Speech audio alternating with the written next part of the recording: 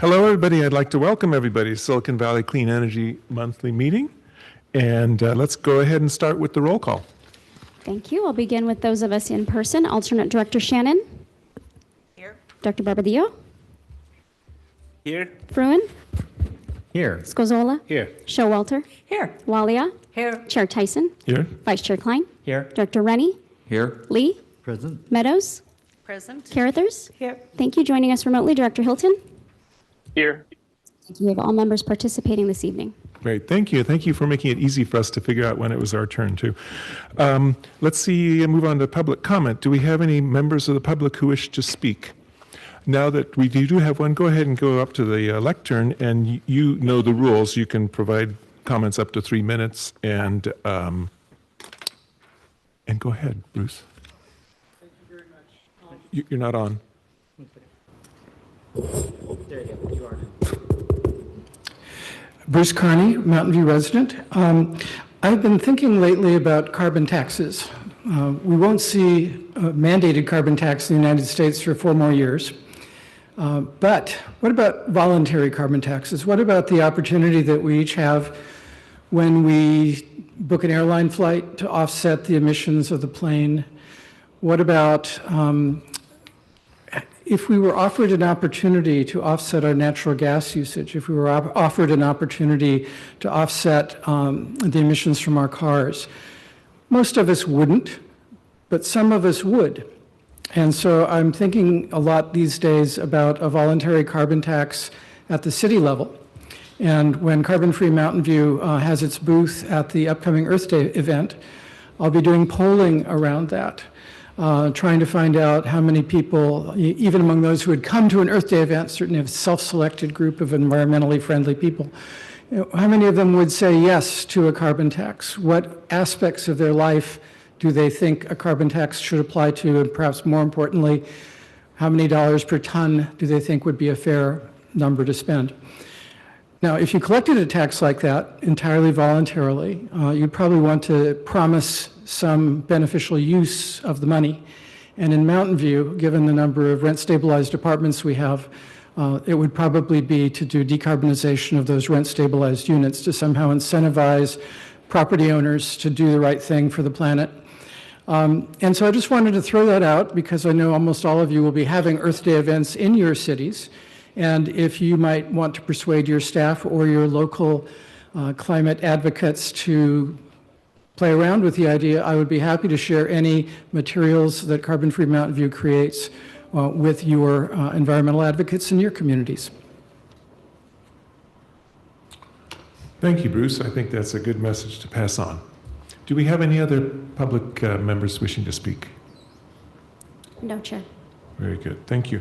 Let's move on to our consent calendar. You will all notice that we got most of the way through the alphabet. We got through 1O. So we have quite a few items, and some of them are a bit technical. I will say, just for any of the members of the public, we've had chances to review some of these ahead of time. And so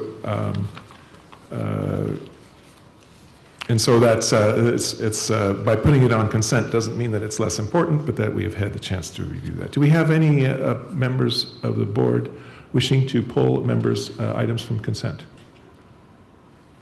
Seeing none, I'd be looking for a motion, or I could do. Do I have to do it before a motion? I should. Okay.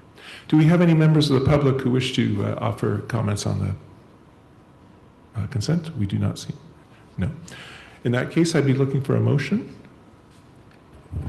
Move to approve the consent calendar. Second. Thank you. Thank you, directors. Let's go with the roll call vote. Chair Tyson. Yes. Vice Chair Klein. Yes. Director Scozola. Aye. Fruin. Aye. Meadows. Aye. Rennie. Aye. Barbadillo. Aye. Shannon. Yes. Carruthers. Yes. Showalter. Yes. Walia. Aye. Lee. Aye. Hilton. Aye. Thank you. The motion carries unanimously. Great. Thank you, everybody. In that case, we'll move straight on to the regular calendar. And number 2 is the CEO report. Let's hear it.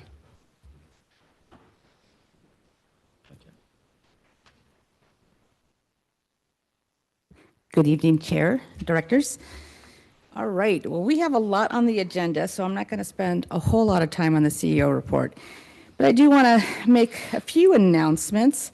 First, in recognition of Women's History Month, I wanted to do a special recognition of one of our directors, Yvonne Martinez Beltran, who is not here tonight, but Tanya Carruthers is here in her place. We learned this afternoon that she was named by Senator David Cortese as the Woman of the Year for his district. And so a big congratulations to Yvonne, very well deserved.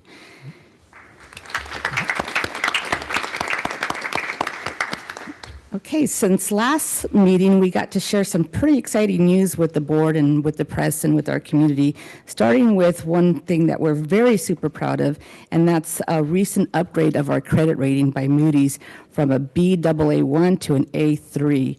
This recognition is very well deserved. It's really a collective effort of the board and of staff to keep their eye on the ball at all times in trying to move SBCE into a more kind of stable a position. This rating will enable us to better negotiate contracts with suppliers for power purchase agreements and other clean energy type of transactions. So we're very proud of this accomplishment, and we share that with you. The second announcement that we made this month was that we closed on the purchase of a new headquarters for Silicon Valley Clean Energy and our community. We're excited about the building. Some of you have got to tour it. If you haven't been able to tour it, we're more than happy to walk you through it. We have started our process to kind of design and dream of what that space could be for staff and for our community.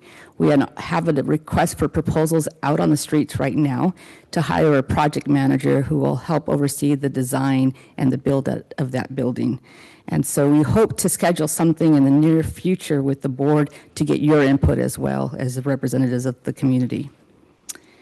And then we have two staff presentations. They'll be brief. One is from Benna Chang, who will be talking about some recent legislative bills that have been introduced and what's going on in the federal government.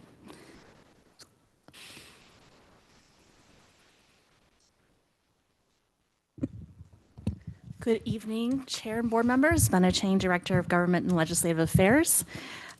Today, I'm bringing up two important updates on state bills and then to give you a quick update on federal activities as well.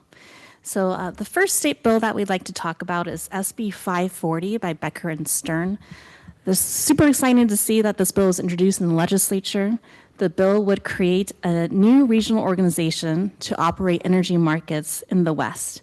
And this will allow California to sell excess energy, for example, solar energy during the middle of the day, and buy energy from other states like wind in the evening hours. The bill will help lower costs, improve reliability, and make it easier to meet the state and SBCE's clean energy goals. This is an important part of our legislative strategy to address affordability this session. SBCE is an early supporter of this bill, and we joined a large coalition including labor, environmental groups, and business groups to advocate for the bill.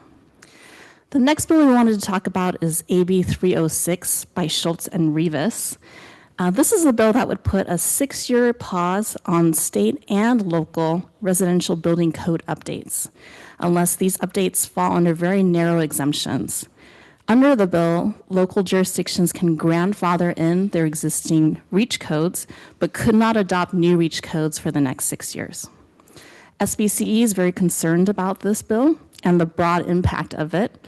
We wrote a concerns letter with other fellow CCAs and asked for two major amendments to the bill. First is to clarify the state can still adopt the 2025 code, and local jurisdictions can also adopt the new state code. And then the second amendment was to narrow the bill to new construction so that local agencies can continue to pursue existing building policies. So this morning, the bill passed out of the Assembly Housing Committee. We will continue to work with the authors on the bill, have had some good conversations. A lot of work is left to be done. If you're interested in helping out on this bill, please let me know. I'm happy to chat more with you and your staff on it. Finally, on the federal side, you might have seen that a district court judge recently issued a final ruling that ordered the federal administration to unfreeze congressionally appropriated funding to award grantees. As you might remember, SBCE was part of a coalition with the city of San Jose to get a charging, fueling, and infrastructure grant for charging stations in the county. Unfortunately, we have not seen any activity from that award.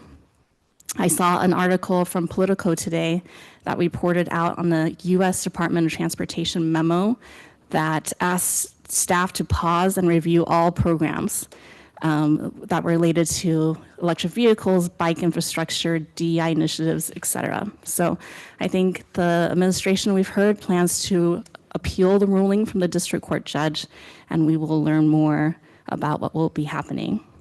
In better news, though, we heard this week that the state is reopening applications for the HERA home rebate programs. Which you might remember, these are $4,000 to $8,000 rebates for income qualified homeowners to electrify. This is also a program that was funded by the Inflation Reduction Act, so it's really good to see that those applications are being opened again. With that, happy to answer any questions. Director Rennie, please. I know we have lots on our agenda, but I'm very curious on the SB 540, was it, Bill? You said that the laborers joined in support of that, and traditionally labor is not like the idea of us importing from outside the state because they want things built locally kind of thing. How did we get them on board? What's changed? So Mark Joseph, which is the head of IBEW, testified in committee actually this afternoon about the bill and said that this version of the regionalization conversation is really different than previous versions, that it is only addressing the energy markets that would be shared with the West. So it doesn't include some of the more ambitious, broader proposals that were proposed in the past.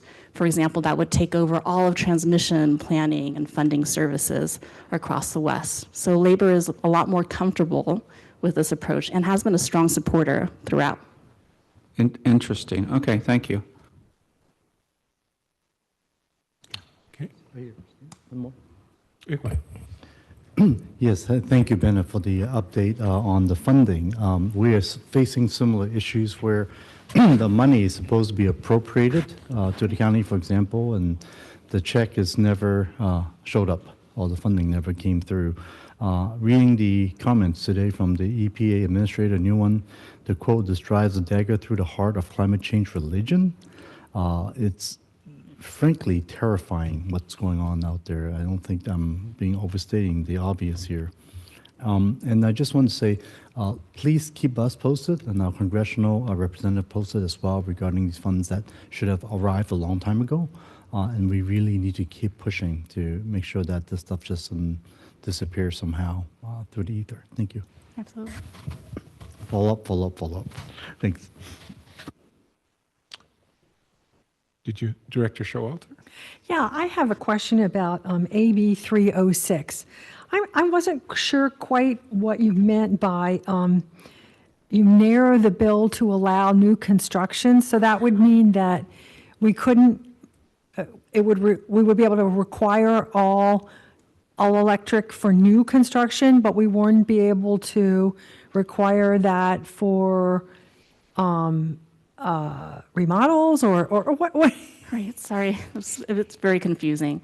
So right now the bill says that state and local governments can adopt new codes for all residential, so both new and existing. What we're asking for is for the bill to be narrowed so that you could not adopt new codes for new construction. And the reason why is that the 2025 state building code is actually pretty good. It's electric preferred. So we think new construction is on a really good path, but all the work that you guys have been focused on is really around existing buildings. We know that is a larger pool of housing stock that needs to be updated. And for example, I know the team has been looking at requiring heat pumps upon AC replacement, or if you're putting in a new AC unit. That way you don't have to pull out that unit later when things like the Bay Area Air District's rules come in and you can't buy a gas furnace. So hopefully that helps answer your question. Yes, thank you. And so we have some information. I know that or I understood that the building code is really brought up in July, or it's finalized in July. So we have we have early versions of it. That's what that this is based on. Right. So my understanding is that the state building code is being adopted currently, right now. The bill is a little bit unclear about whether or not this year's state building code can still move forward. So that's one of the clarification amendments that we have offered to make sure that everybody knows the state building code can be adopted, the 2025 code for this year, and that local governments can continue to adopt that state building code. Thank you so much. Great. I don't see any other director comments. I would like to say that speaking for all of us, I think we find this to be a great area of concern and appreciate your regular updates and bringing those to us.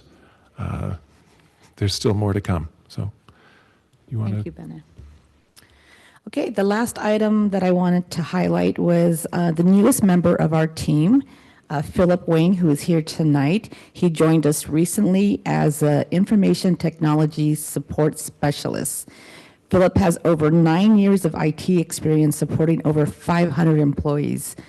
Today, he was, I made him the safety officer when the lights went out too, and he did really well. So good addition.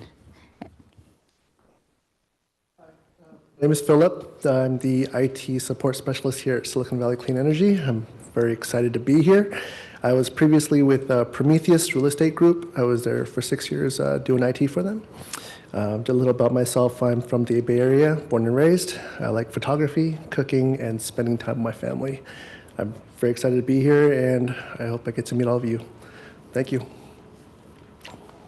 Welcome, Philip. Okay, that concludes my CEO report, unless you have any questions.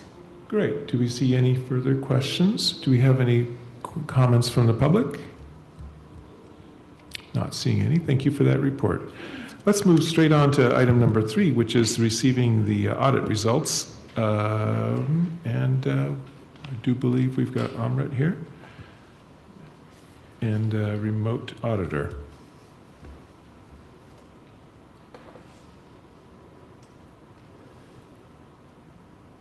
And by the way, before you give, I'm going to steal his punchline.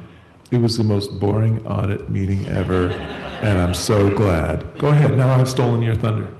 Well, I wouldn't say the most boring, but it was a boring audit. But for those of you in the financial world, I think boring in audit is usually considered a really good thing. So you're definitely stealing the thunder, and we're starting with the lead. But the result was a boring, unmodified opinion on our audited financial statements. But I will take a step back and start at the beginning. So just next slide, and I'll do a brief introduction. I'm Kellen Gilbert.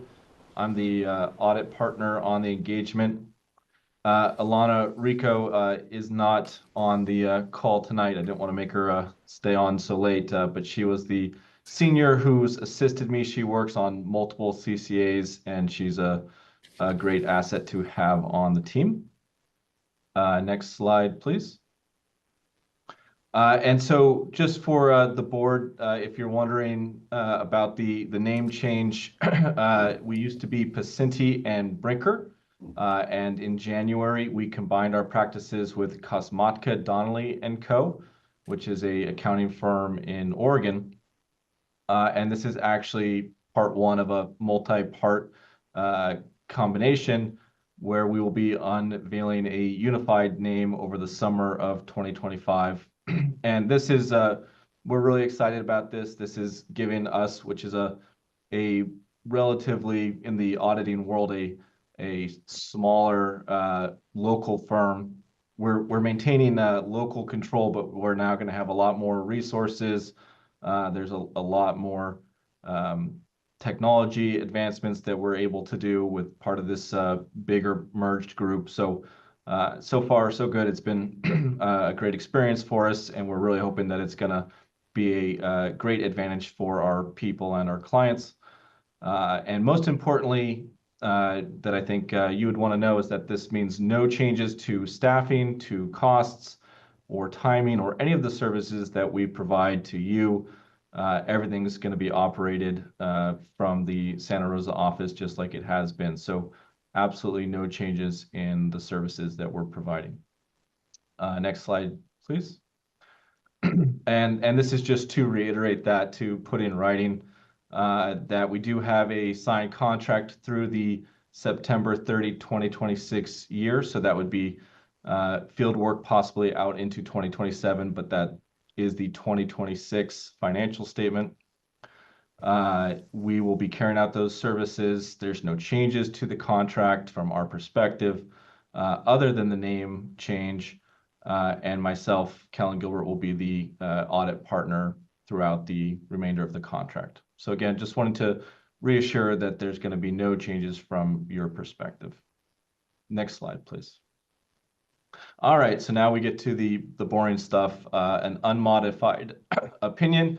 What that means is that based on our opinion, the financial statements were free of material misstatement, which is the highest or cleanest level of audit opinion that we can provide. So again, really, really good news. Next slide, please. And I always like to come back to this slide. You've probably heard me say it before if you've been on the board for a while, but I like to start because there is such a misconception between what the rules are between an auditor and the client. Management or the client is responsible for the financial statements. They're responsible for all the underlying accounting, all the transactions, and establishing and maintaining a system of internal controls to ensure the accuracy of those financial statements. We as the auditor, really all we're responsible for is providing our opinion on whether or not we think the financial statements are free of material misstatement. We do have a lot of different hoops that we have to go through to get to that point, but ultimately the auditor's opinion is the only product that the auditor provides, and the rest of the financial statements is provided by management. So to provide an opinion, we consider the risk of material misstatement of the financial statements. We consider inherent risk, which is also known as just the underlying complexity of transactions and the financial processes. And we also consider internal controls, essentially what are the controls over those financial processes to ensure that management is taking to ensure that the transactions are accounted for correctly. Once we've determined our risk assessment, we then perform a series of tests over year-end balances, transactions throughout the year. We'll do analytical procedures, we'll send confirmations, all sorts of different auditing techniques to ensure the accuracy of that information. Lastly, but also very importantly, we will evaluate the adequacy of the note disclosures to assure that they are complete and accurate and without bias. Next slide, please. Okay, so taking a step back at the risk assessment process, what do we do here to gain an understanding of the entity's operating characteristics? We really want to look at your accounting practices and procedures. We'll do walkthroughs of those procedures, making sure that what is actually documented in your internal accounting processes is actually matches what the procedures are being performed. We want to make sure that there's no discrepancies there. We use our knowledge of other similar entities, including CCAs, to make sure that we don't see any major discrepancies or major areas of potential weakness in those processes. And then again, we review the internal controls over those significant transaction cycles to make sure that that they are in place and functioning properly. Next slide, please. So this is just some of the significant areas of focus. This is not supposed to be all-inclusive, but hitting on the high end of the areas. Revenue recognition and accounts receivable, as well as accrued revenue. That's always a presumed significant risk, meaning that we always want to take a look at revenue and make sure that accounts receivable are recorded appropriately. We do that through multiple different tests. We take a sample of customer billings throughout the year. We relate the total cash that comes in during the year to the total revenue just for a reasonableness check. And then we also look at a series of transactions that take place over the year to make sure that the revenue recognition is being consistent throughout the year. We don't want to see changes in the revenue recognition policy during the year. Cash is a pretty easy area to audit from our perspective. However, it's obviously extremely important to the financial statements. So we want to send confirmations to financial institutions to get third-party verification. And then we would audit any material reconciling items. Next slide, please. Accrued cost of electricity, a big part of your statement of net position, as well as other liabilities. What we're looking for here is the completeness assertion. We want to make sure that all liabilities that should be captured in the current period are correctly captured, and that any expenses that belong in the subsequent period are excluded. So really, we're looking to make sure that liabilities are complete and accurate at year end. And finally, as I mentioned before, the financial statement note disclosure is one of the most important parts of the financial statements. We read those, we look at disclosure checklists. We want to make sure that only required disclosures are present, that there's no unnecessary disclosures, and that if there are any additional information within those disclosures, that there's nothing that we would consider to be bias where management could potentially mislead the user of the financial statements. Next slide, please.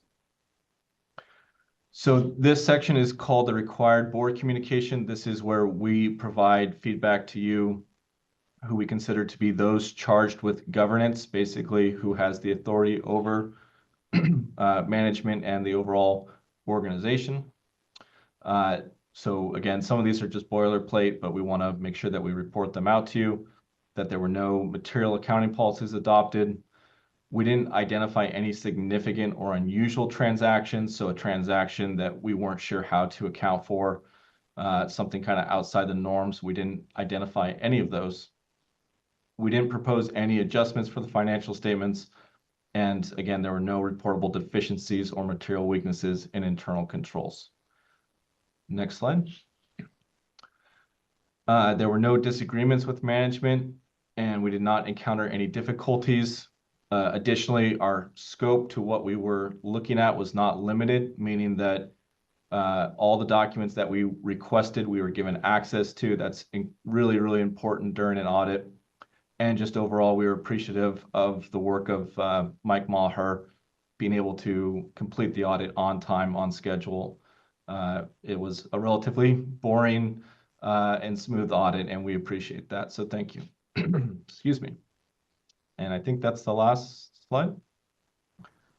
So I'm happy to answer any questions on the presentation or on the financial statements if there are any.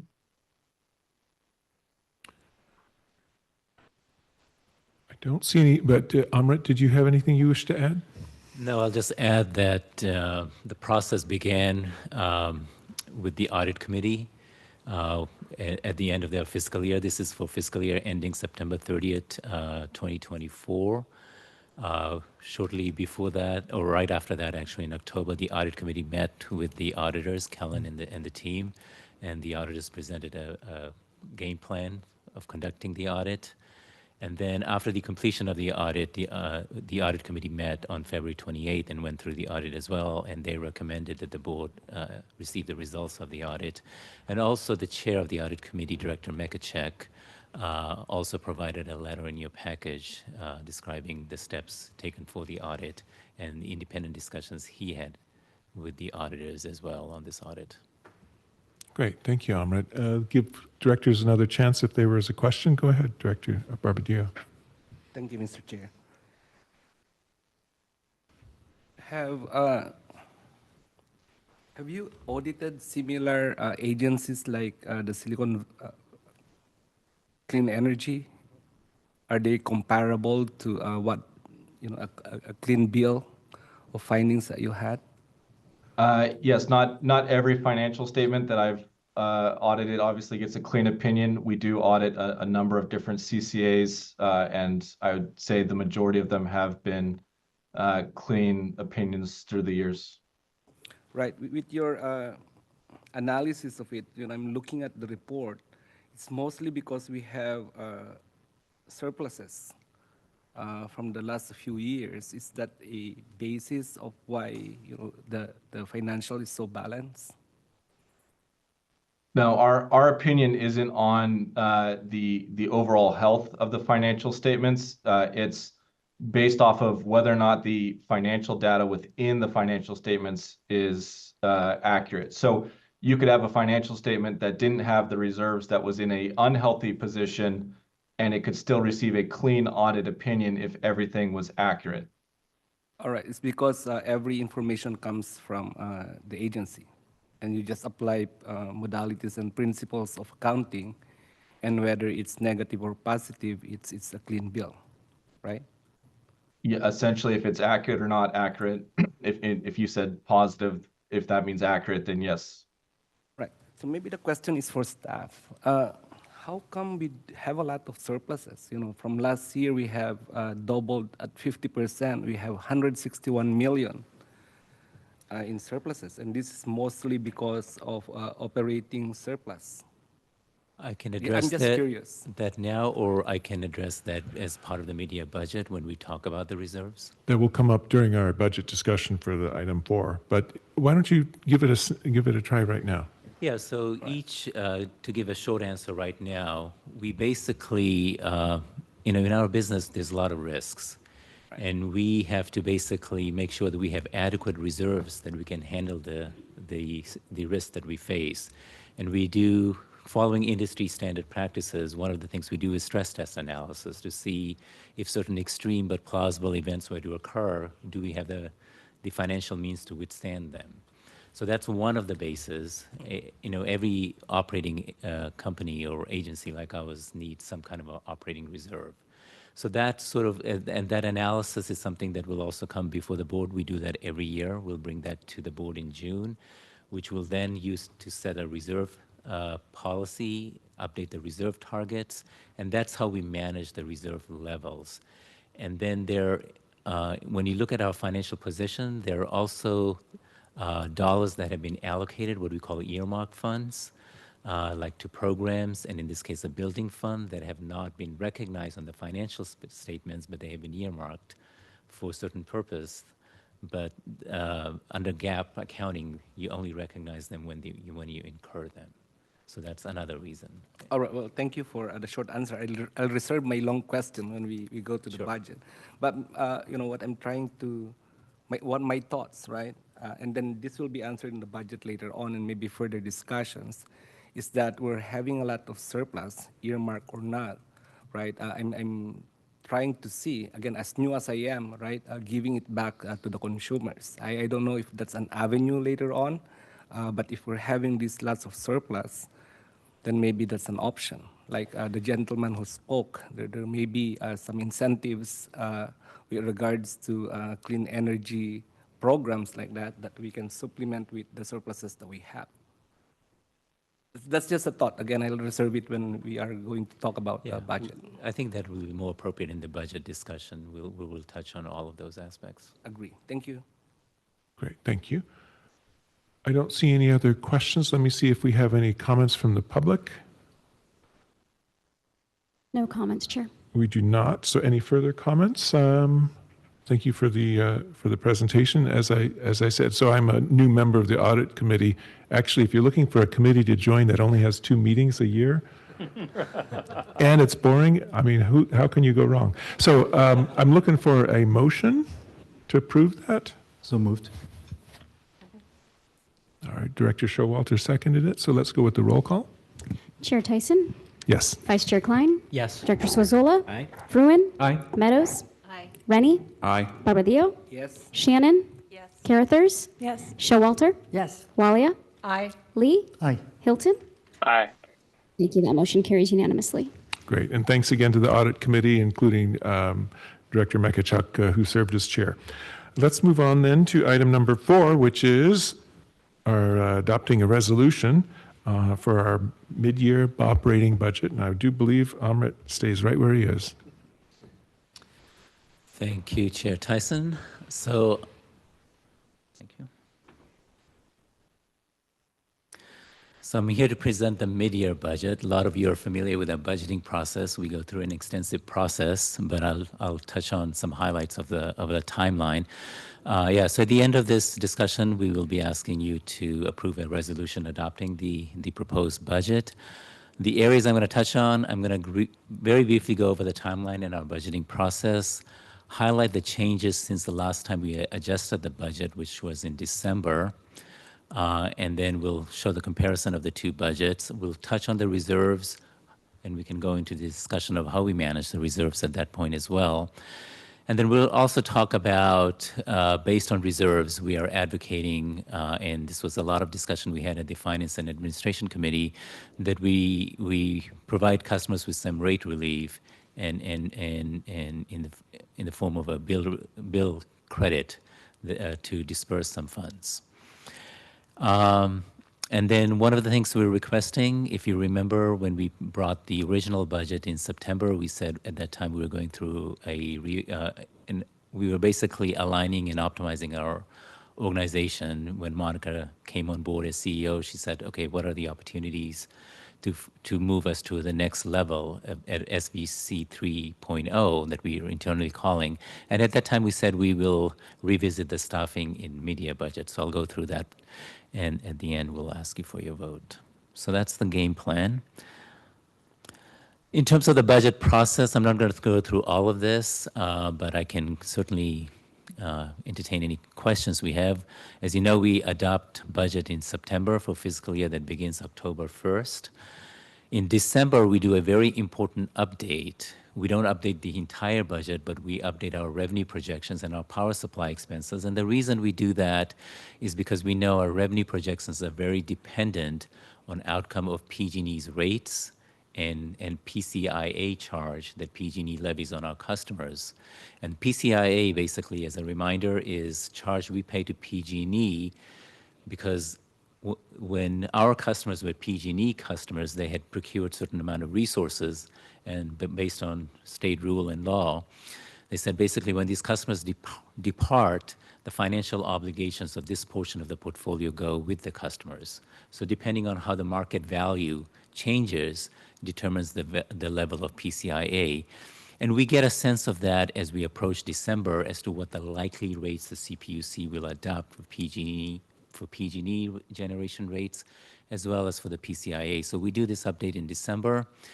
Then as every year, we come back in mid-year, and this is where we do a full adjustment to our budget, account for any revenue changes since the final adoption of rates in January, as well as update power supply costs. As you know, we deal with a very volatile commodity, so anytime we're going to update budget, we will update power supply expenses, and then we update the full department expenses as well, all the operating expenses. So this is a full full development of the budget, unlike the December update. So I'll give you the punchlines at the beginning, and then we can dig into the details of this. So you can see we're going to have a healthy contribution to reserves. In December, we had projected something like $97 million. With the bill credit that we're proposing for customer, we come close to that at $98. How is that possible? Well, revenues actually came in pretty close to what we were projecting in December. It's not that we predicted the final rates accurately, they were close enough. There were pluses and minuses, and when we trued them all up, we were off by $3 million. The actual rates were actually slightly higher, but there were some other adjustments to revenues that brought it down $3 million. But the big story here is the power supply cost. Okay, so what's happening with power supply? Energy prices are coming down. Actually, the energy component has been coming down for a while, but what was lagging and is catching up very fast and with dramatic decreases is the forward RPS, Renewable Portfolio Standard, renewable energy premium price is coming down.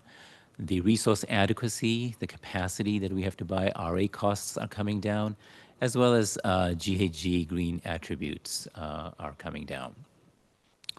So that's a big part of it. And the other part is if you remember that we've been talking about the new framework for resource adequacy, the CAISO moving to, or the rules basically moving from a simple day, one number a month, to a 24 numbers, basically for an entire day, slice of day. Basically looking at CAISO's worst day for each month and planning a reserve target to that. In anticipation of this, we had made some reserves as to how much of resource adequacy we would need to comply with these new rules. The rules actually have been implemented fairly well, and our portfolio has behaved fairly well. So we have basically adjusted our portfolio for the amount of resource adequacy that we need. So that has brought down a big component of this reduction in power supply cost.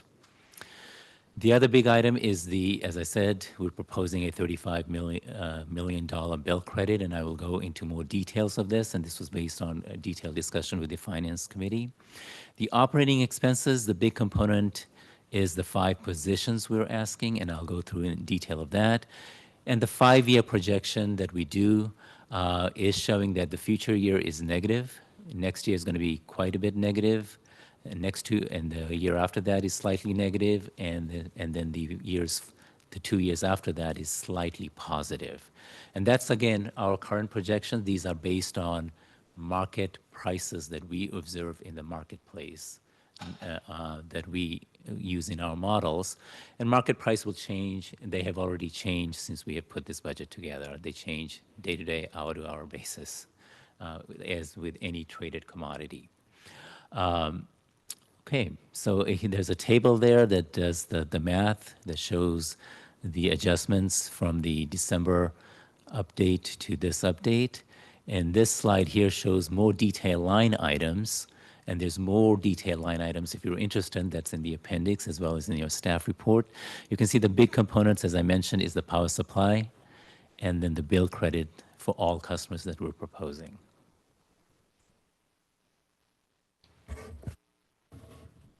Go ahead. I'm sure, I'm not, Emre, I think there might be a typo. If we go back a couple of screens on the one more, yeah. The power supply cost here indicates negative 40.6. Do you mean positive actually on this slide? Because this is actually our gain that you're talking about, right? Because the cost is it's a reduction in our cost. Right. So for this year, it's actually lower. So instead of let's look at it in the next slide. But you can't add up those numbers just because there is a sign change implied in the category. Yes. Because some are revenues, some are, exactly. You have to know which ones contribute how. It was just a test. All right, thank you. I have to think about that presentation next time now. Okay, getting to more future projections. This is our reserve projection. So here I can go into more details, and I don't mind questions at this point on how we do reserve calculations. So again, we basically look at our reserves, and basically we determined last year the stress test analysis that we did, and also the indications if you remember last year's discussion in June, we talked about rating agencies and the level of liquidity they asked that they would like to see. And we said, based on the stress test analysis and the indications we got from the rating agencies, a good target was to be at 350 days of cash on hand. And based on that analysis that was presented to the board approved 350 days of target reserves. And if you look at the S&P, not S&P, the Moody's upgrade we got, they talked explicitly about our liquidity, and a key driver for why they increased our credit rating. And as Monica mentioned, that credit rating is very important to us. It drives down the cost of doing business, and that savings goes to our customers. So the way reserves is, we have a lower target. The red line there is for 120 days. We don't want to fall below that. We have to take actions to make sure we stay above that. Then we have a maximum of 500 days of cash, and based on the reserve policy, if we are to exceed that, we have to come back to the board and make proposals to get below that as to what we're going to do with that funds between target and and the maximum, we can have variations and fluctuations. But we target to manage it to around 350 days, because that's what our analysis indicated. And before I go into more details, let me show there's two bars there, right? When I say target to 350 days, I'm looking at the darker shade of the blue there. And that's because we take out the earmarked funds that I talked about earlier. We have set aside money for programs, building that we have not yet spent. The blue says basically take those earmarked funds out, and that's what we measure with these targets. The lighter shade of blue, it says, what if we were to stop spending that? Because the board always has the right. Things that are allocated but not spent, the board can always say, bring them back into reserves. So we show that, and it's also important for public and our counterparties and our rating agencies to see this metric as well. So there are many constituents to these reports that we produce. And I gather your message on this is that we do have some discretion if we ran into some sort of trouble, and that also logically those allocated but unspent numbers, quantities, decrease over time as we gradually spend them. So it's logical, the pale and the dark blue should converge on the same number if you look far enough out. Very well said, exactly. So over 5-year projection, we're saying we're going to end up spending them. And as Justin has explained, and will probably explain, we have ramped up our programs effort. There's always traction when you start a program, but it continues to grow, right, as customers learn and take advantage of them. So looking at the reserve and the reserve projections, this bakes into the $35 million bill credit that I'm going to talk about in the next slide.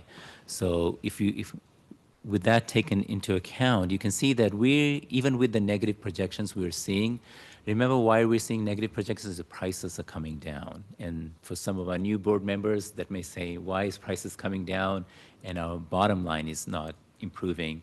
And the reason for that has to do with that PCIA I talked about. When prices come down, the PG&E is going to charge us more because it's saying we bought these resources on behalf of your customers that are more uneconomic now, or what we call mark-to-market loss. And they will charge us higher rate next year.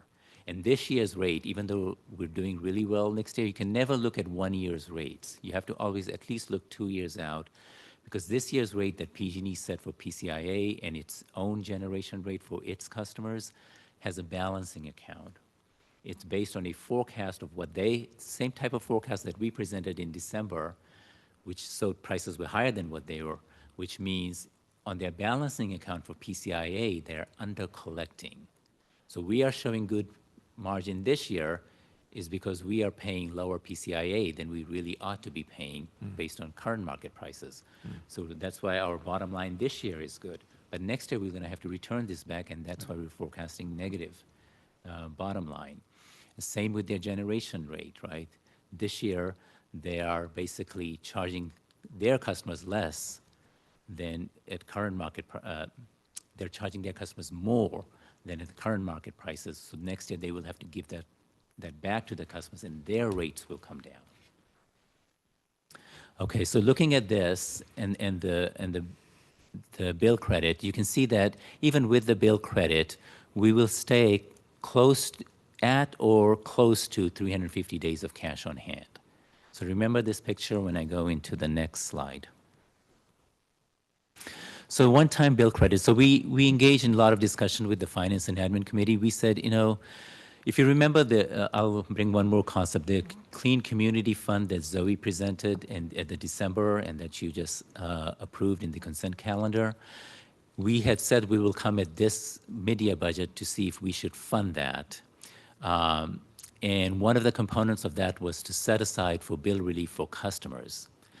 And basically what we've decided, along with the Finance and Admin Committee, is rather than providing customers a bill relief in the future, it makes sense to provide bill relief now, because as I talked about, while prices are coming down, our bottom line is coming down, but from a customer perspective, their rate will come down.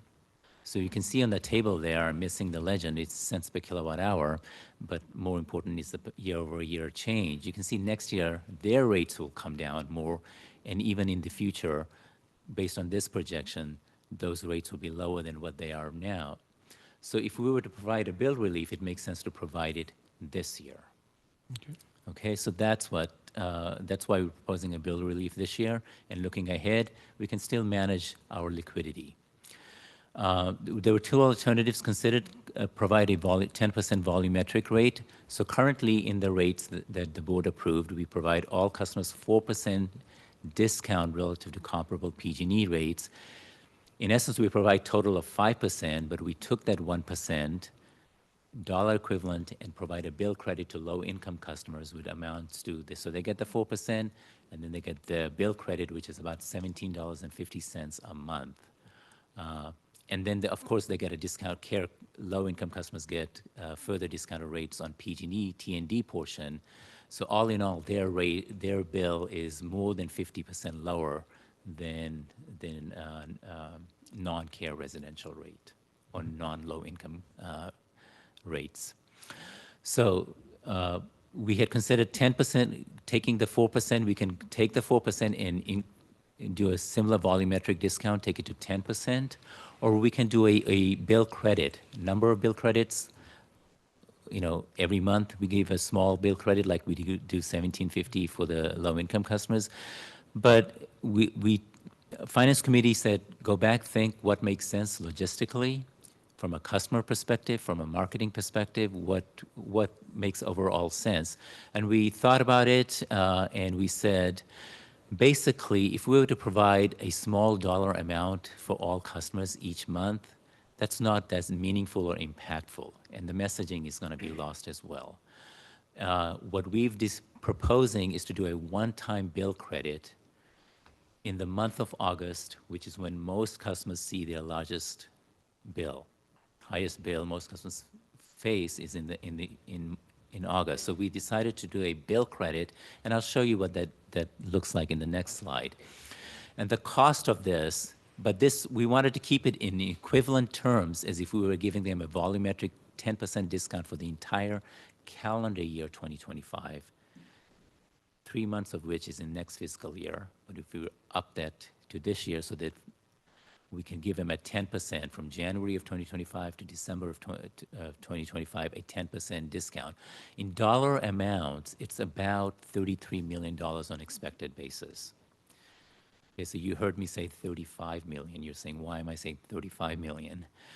When we do bill credit, we have to know the number of customers, right? When we go and compute the bill credits and there's normal variation in accounts. Sometimes if you look at our customer count in the treasurer report every month we provide you, you'll see there's some variability. We're putting some cushion there, 2 million, which should be more than sufficient, we think, in case the customer account, number of account changes. Once we set the credit, let's say $50 for residential customers, but we end up getting more residential customer accounts. And for some reason, overall accounts end up being more that month. We will end up spending more than 33 million because we had targeted for a specific set of customer numbers to spend 33 million. So we're putting a buffer of 2 million for that. Mm-hmm. So we don't exceed what's authorized by the board. So here's an illustrative bill credit per customer. Again, the way we're proposing it, and we'll do some further analysis and I'll explain the flexibility we're asking. What we're saying is for residential, for example, here that additional amount shown is about $48 for that 1 month in August. What we're saying is, let's take the 33 million, spread it across these segments of customers that we have. This is illustrative. We may do some further analysis on this segmentation, and that may tweak some of these categories, but we don't expect it, but we ask for that flexibility because the first time we're doing a bill credit for all customers. Only we have done bill credit so far for our low-income customers, residential low-income customers. So anyway, so residential would get their proportionate share, you know, the portion of load they are to our total load, they would get their proportionate share, and likewise for all of these other customer segments. Remember, this is on average, right? So if you're the average customer, you get just about the right amount. If you're below average usage, you get if we set a bill credit, you're getting a little bit more.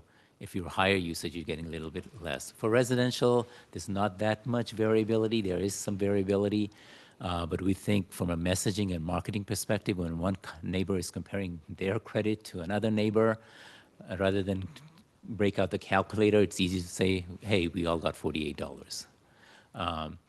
But for business class, non-residential customers, that may not make sense. And what we're asking is for flexibility pending further analysis, that we make it, on a historical usage basis at least, proportionate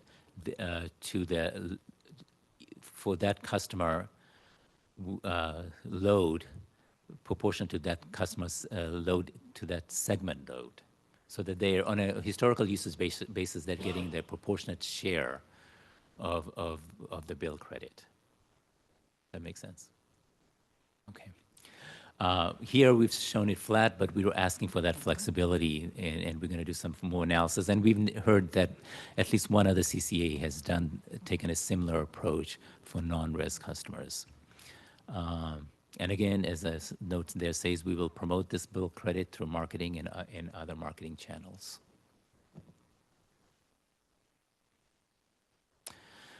Okay, so now... just a question from Director Showalter. Maybe this is trivial, but is it possible, would it create a lot of trouble to raise this to 50 instead of 48? It just sounds a lot better. I don't know. These are not... We will do this calculation when we get closer to that August. So again, we have that, and we will take that into account. We have that 2 million cushion. Yeah. We will work with that to do what makes sense and still stay within the authority the board is giving us today. Well, that's great. And we did have quite a discussion about this in the Finance Committee, and we really cared that people could see it. You know, if you divide this $48 by 12 months, it's $4. You know, nobody's going to notice that in their bill. And we want to send the message that we're saving you some money, that we're doing a good job. So we felt like putting it all together sent that message better. And so that's why when I say the $50 versus 48, it just sounds better to me. But you're right. It depends on how the math really works out. So thank you. Okay, so now I turn to staffing. I touched on this. Another question, Director Barbadillo? Yes, while we're here in the bill credit, so we currently have 4% discount.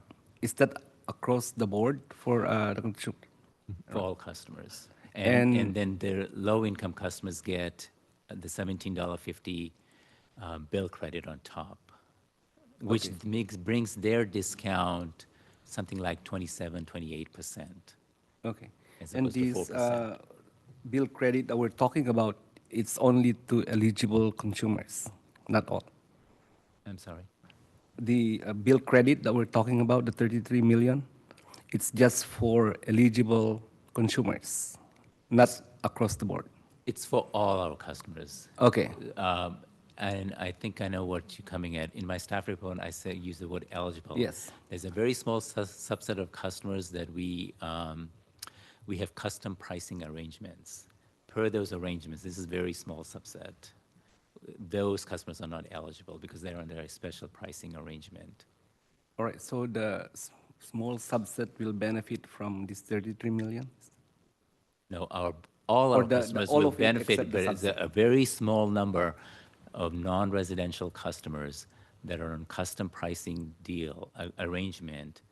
Per the terms of that arrangement, they're not eligible. They've never have been in of our general discount, even the 4% we don't give to them.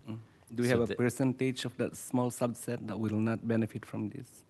Right now, I believe, Peyton, you correct me, we only have one customer. Yeah, and we cannot talk about customers in public based on confidentiality rules. Right, because what I'm thinking is instead of doing the bill credit as Director Pat had mentioned, we want to send the message. Why not just put across the board 10%, distribute your 33 million with 6% on top of the current discount? Would that be far different in value? Now, the value on an expected basis is the same. It's $33 million. Right. So we can either give them as a full 10% volumetric discount, or we can do a 1% bill credit, as Director Showalter talked about. That $4 isn't going to be lost in messaging, and it's not going to be very impactful, as opposed to getting a $48 or $50 credit in the month when you're facing the highest electricity bill. So on an expected basis, it's the same. And I'm asking for little $2 million cushion because of the way the governance works. I cannot spend more than what the board, we cannot spend more than what the board grants us. So, but that's not to take away from the messaging. We are giving on an expected basis the same amount. All right, just my thought. If we're doing this for messaging, making sure that they feel what we do here and we're giving back to them, 10% may be longer term than a one-time. Who knows if we still have money next year, right? For another bill credit for an August month.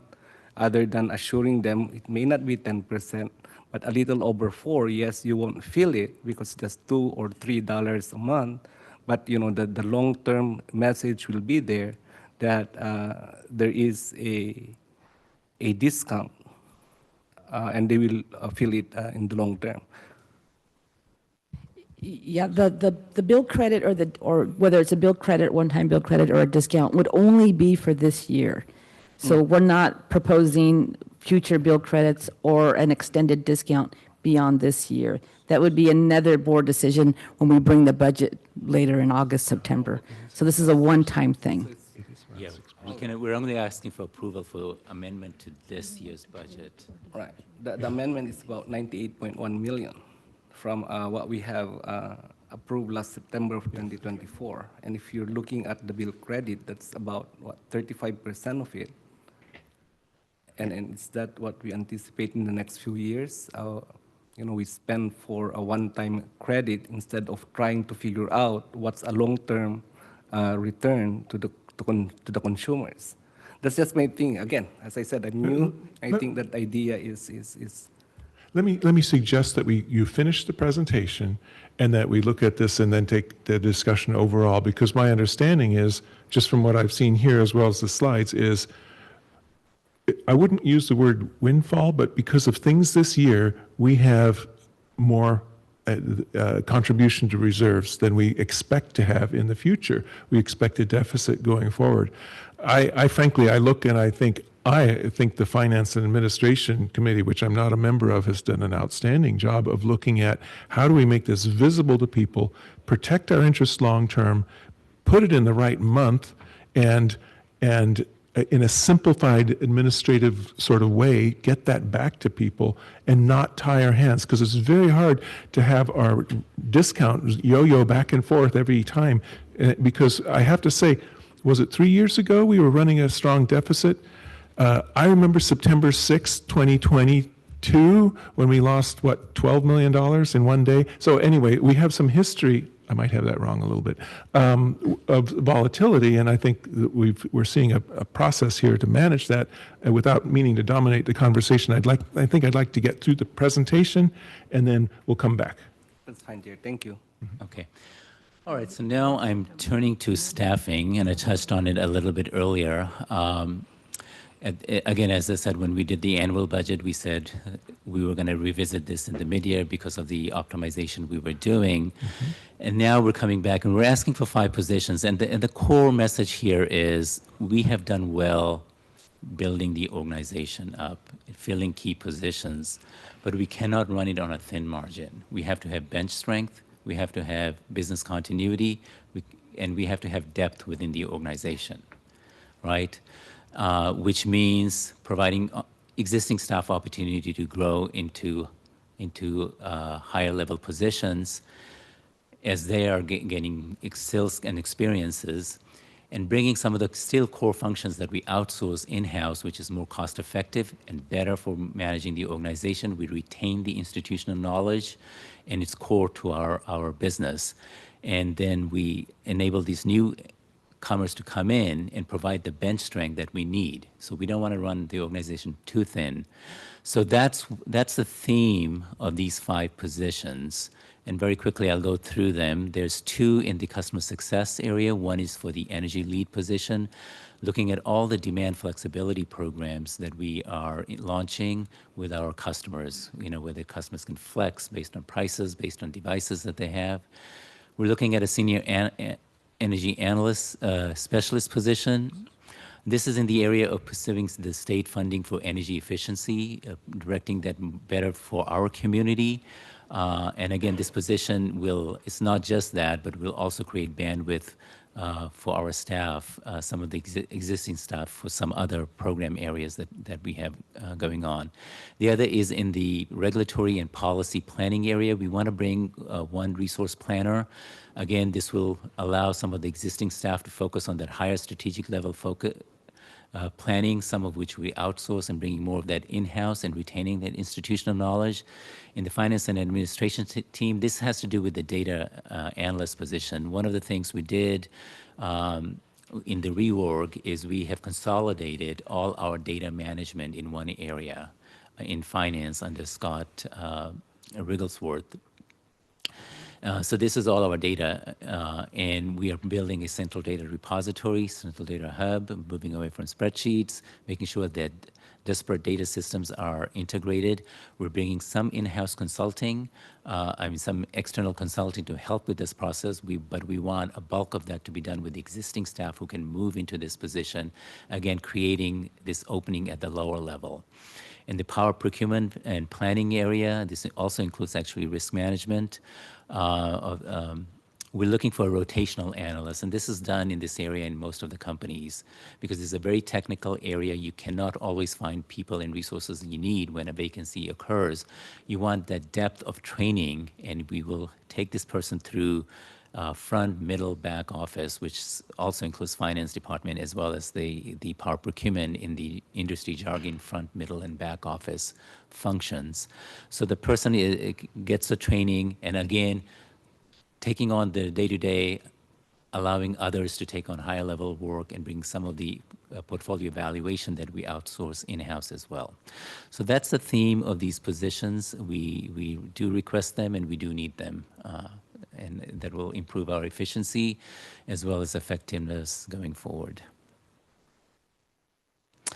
So that sort of brings the end of my presentation. As I always leave you with this picture, we need those reserves. Once they're gone, we are not getting them back. And when that stress test occurs and we're seeing elements of that stress test unfolding, our director of risk, Scott, was saying, hey, we're starting to see the stress test in the forward projections that we're seeing with prices coming down, as you know, with the PCIA and how that mechanism works. And we're working on the regulatory side to address the PCIA, and that will be probably a future discussion.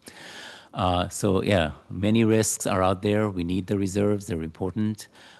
Some of what's to look forward to is we are going to be bringing financial stress test analysis. We may do some additional analysis in addition to financial stress test.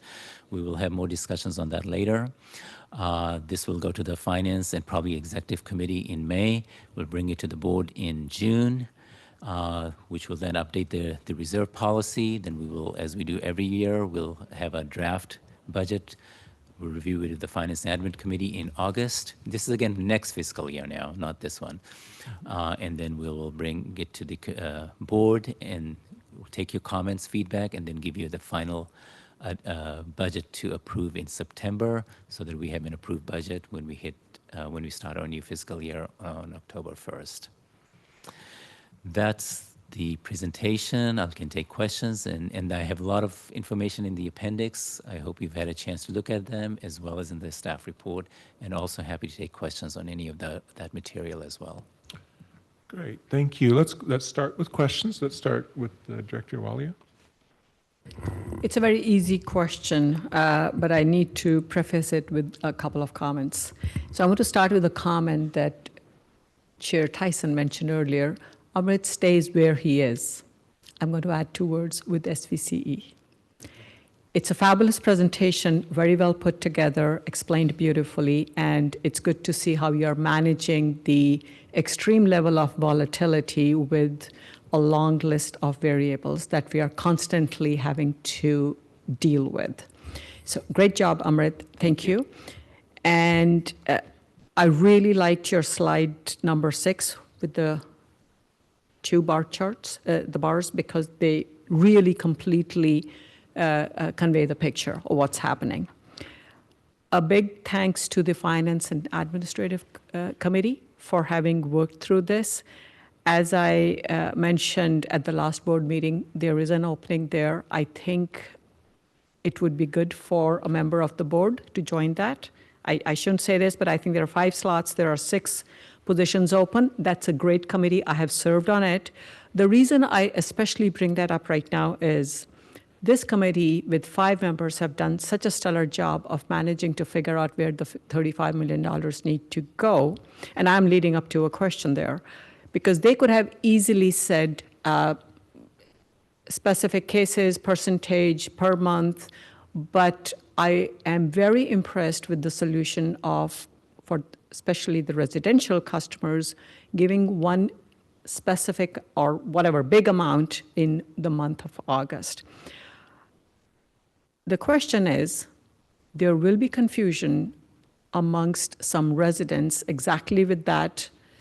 If you have so much money to spare to give me $48, $45, $50 in 1 month of the year, why are you charging me so much? So have we, I don't need the answer. I understand the answer. Have we thought about some messaging? That's the question. As I said, easy question, really. We have, and I have a team behind me in Justin with Pam. They are already working on press releases and how they're going to market this message and also manage the questions that will come along. So that's all in the works. Okay, wonderful. Because we don't want that residents come up with that question and take away too much staff time over a situation where we're actually giving money back. So again, great job. Amrit, stay where you are with SVC. Great. Director Scozola? Yeah, I'm glad Director Walia brought that exact thing up, because we did discuss a little bit about messaging. And so hopefully there can be something besides just the bill itself, and maybe a mailer or something that we can think of that will make sure that every household understands how amazing this is, how huge a discount this is. So even if they don't notice on the bill, I'm hoping that we can get some kind of, PR campaign out there so that our customers really understand what we're doing for them. And maybe more than just a discount, but we're always trying to educate and let them know that we're an amazing organization doing the best things for them possible.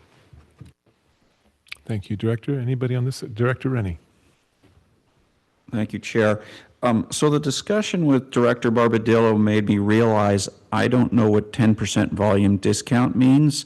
I think that was adding to some confusion there. I thought I heard if we gave all our customers a 1% discount over the year, that's about $33 million. So if we really wanted to give them a 10% discount, we'd have to multiply by 6, and it would cost us $180 million or something. I don't know where the numbers are, but I think that there might be some confusion in there that around that. So the 6% additional, if we were to give them the 6% additional, taking the 4% to 10%, that's the 33 million. So it's about $5.5 million at 4%. Okay. Yeah. Okay. Okay, great. Anybody over here? Question? Director Shannon, and then we'll do Director Barbadillo. Thank you, Chair Tyson. So I have a question about the residential discount. What is kind of on average the residential bill? I know it can be a wide range, but I'm just wondering how significant is the $50 for most of the customers? Yeah, so average residential bill is about $200 a month. Carefara is actually less than $100. We have I have a slide here. Okay. Not yet. So here's the bill typical bill. The Carefera is actually, for comparison purposes, we're using the same usage as that of average residential customer, but their actual usage is about 11% lower than average residential. So they're even though we're showing their bill, average total cost of about $100 there, and residential customers at non-Carefera residential customers at about $200. Their actual is less than $100 because their usage is lower on average for average customer. Okay, so for most residential customers, it's going to be a significant part of their bill to have the $50 credit. For that 1 month when they see that $50, but as you can see, the 4% is only $3, right? So it does otherwise, and the $4 a month that if we were to give them, it's not going to be meaningful. But if when they see that $58 or $50 in that 1 month, and that happens to the month where the bills are higher. And then another question on your schedule that breaks down what people are going to get. Can you explain what the business electric vehicles is and why they're getting $9,600? Yeah, and that's one of the reasons I asked for the flexibility. So this is a class or segment with not that many customers in it, and there's a lot of variability. So that's why I said, give us some flexibility. We may change these designations or delineate them further.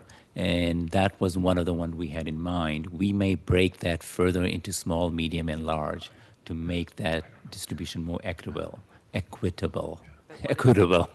is it? I don't understand what it is. These are electric vehicles that commercial customers have as opposed to residential EV rates. So they have to have a fleet of a certain number Right. to consider it in that category? Right. And Peyton, am I saying anything wrong?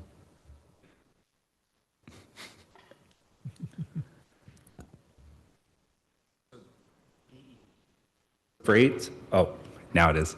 BEV is a class of rates that is a dedicated meter for electric vehicle charging. So most of the customers that we have are charging stations, whether outside of a business, in parking lots of facilities, but they're very specifically and only for charging of EVs. Okay, so only charging of EVs that they own, not like their employees' electric vehicles or... So most commonly, these rates are held by companies that install EV chargers as a business. Oh, all right, thank you. Sure. Thank you. All right, Director Barbadillo? If we can put a dollar amount on the adjustment of the budget for this mid-year, how much would that be? And so So we are doing a mid-year adjustment. How much is that in dollar amount? So here's the budget. You can see the line items and the delta between the two budgets. So the actual change is a slight increase to a contribution to reserves of 1.3 million.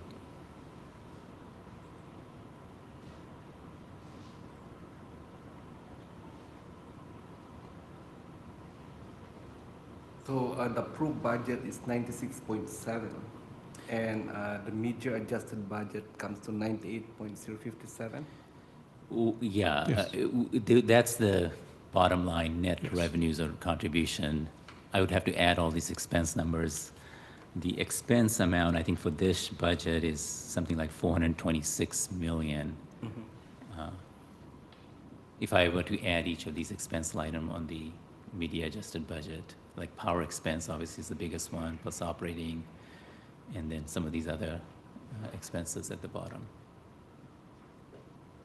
All right, I understand the expenses, but this is for the public. So we are adding additional budget, operating or for whatever we're going to account that on this mid-year adjustment from what we have, what this board have approved in September of 2024, right? So how much is that? How much adjustment are we making?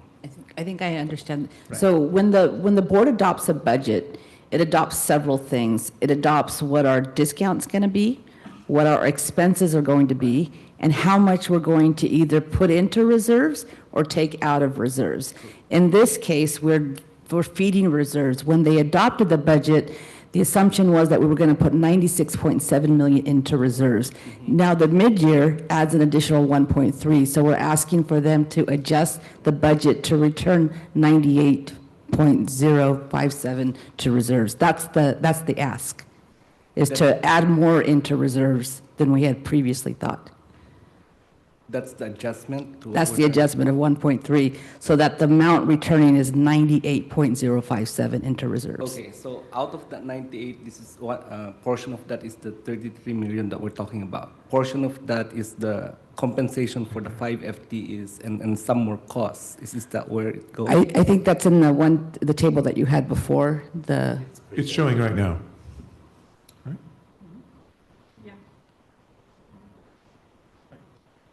You can see the 35 is circled, and the 5 staffing is built into the operating expense line. You can see the 7.8% increase, the 2.8 million. That's where the staffing number is, along with some other changes. And a lot of these were also detailed in your staff report. In the staff report, a lot of them were detailed there as well. I'm just pointing it out for the public. That's why I'm asking. I think it's in the table with the pluses and minuses too, that the details there as well. Yeah. Okay. I think if this would be a good point to return it to the public for any questions or comments. Do we have any speakers? Okay, we'll come back. Yes, hello. Thanks for the chance to talk about one of my favorite subjects, which is spending money on programs versus giving money back to the ratepayers. That $35 million is about the salary of all the employees of this organization for 2 years. So you could double the size of the organization for 2 years for $35 million. Gosh, think of all the things they could do to incentivize heat pump adoption.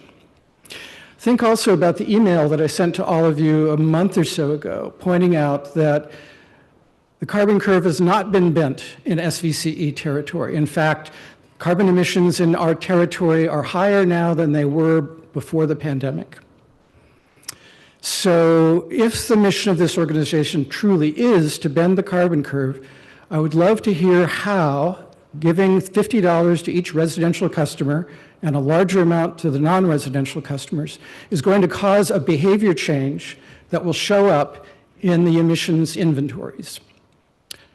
I'm afraid I don't believe there will be such a change, and therefore I believe that this is a terrible misallocation of $35 million. I know that once the Finance and Administration Committee approves this and brings it to the board, the chances are very slim that a negative vote will be taken, but I appeal to the alternate directors who perhaps are not as drinking the Kool-Aid to say this doesn't seem right, and at the very least, we need to think about this for another month. I'm fine if you adopt the budget without the $35 million and think about it a little bit longer. It's twice as much money as you're spending on staff in a year. It's a big number. You shouldn't really do things in a hasty manner. Thank you. Thank you for those comments, Bruce. Do we have any other public comments? No additional comments, Chair. Let's return it back now to the board, and we have, I think, Director Klein, would you like to go, and then Director Rennie? Sure. I did have some questions about the illustrative bill credit again, so we can pull up that slide. I appreciated the clarification. Most of those categories I understood. Can you clarify standby, street lighting, and traffic control, and how that plays as far as customer is concerned? I'm going to ask Peyton to do. Standby basically is people, I think, have their own self-generation, and whenever they need to tap into the grid. Peyton? Okay.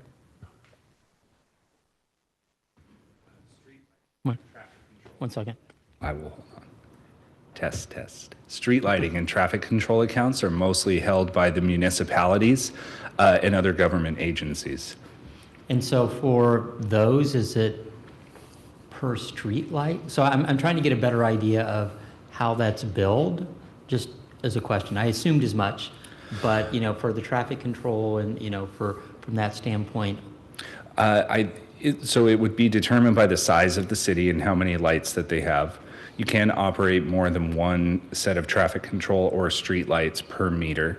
But to put it in perspective, some of the larger cities represented by the board members here may have upwards of 350 electrical accounts. They don't necessarily have 350 buildings, and the majority of those will be dedicated to street lights. Okay, I appreciate that. Sure. Thank you. Director Rennie? Yeah, Bruce reminded me of a question I wanted to make sure I understood. One of the things we changed this year, I think it is, we got far off of our clean target because some resources were extremely expensive to buy, and well, we were told we couldn't buy them, but I think money can buy anything, actually, if we wanted to spend ridiculous amounts of money. Instead of spending the $35 million, we might want to make sure next year we're not going to get far off our clean target, but I think we may already have that covered. But I just want to check before we give the money back. Let's see, where is our clean target for next year going to be? Yes, so we're pretty much on track. We executed a transaction a couple of months ago based on a board approval to enter into I think it was a 5-year transaction for some nuclear energy. And so that got us a lot of the way there. And then tonight, you actually approved a transaction with East Bay Municipal Utility District for a 5-year contract to buy some small hydro that is eligible for renewable portfolio standard. So essentially, we're at about between 97 and 100% of what we need to achieve to get to 100% clean for those years. And then we can still, we're still buying some stuff and still bringing some resources online. So we're in really good shape relative to where we were last year. Thank you.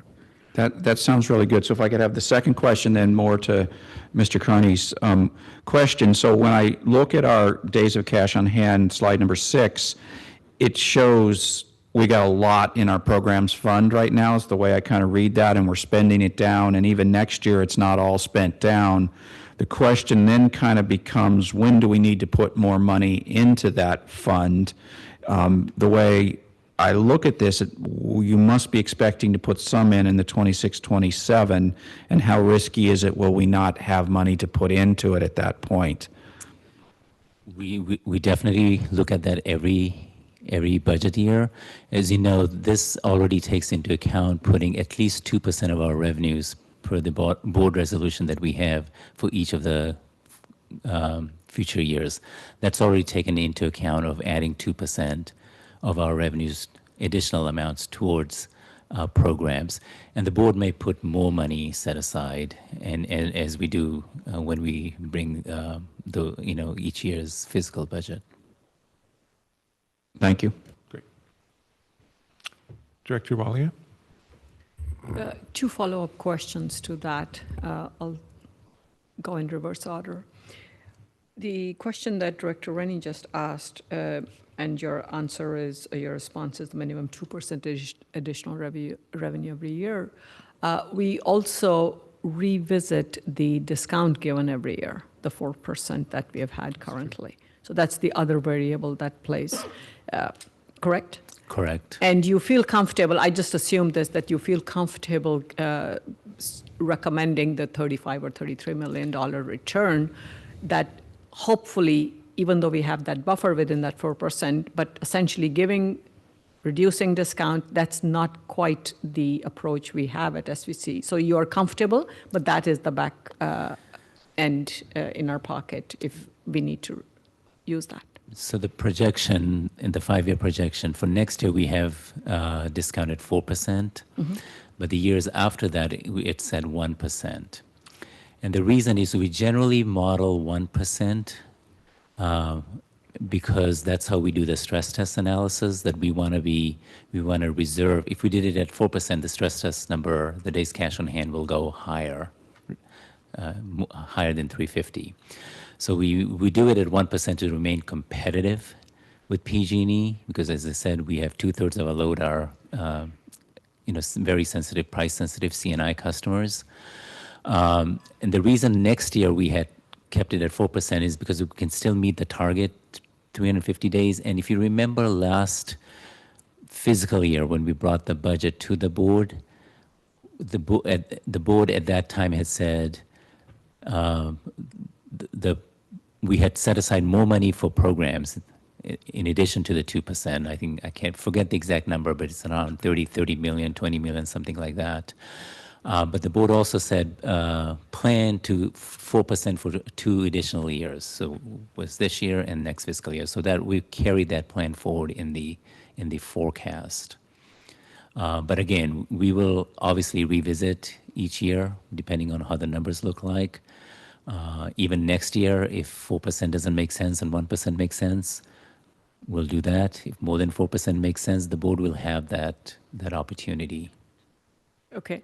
And the other part is, because I have been thinking, based on the comments about the 33 or 35 million, whatever we call it, what else can we do? Right now, the days cash on hand right now is 396. And so we also don't want to keep too much reserves, because that's been another point brought forward by one of the directors. So it's kind of that fine balance. Is that what I'm understanding? It is a balance, and that's a projection for where we will end the fiscal year at September 30th, 2025. And you remember the board has created the Clean Community Fund.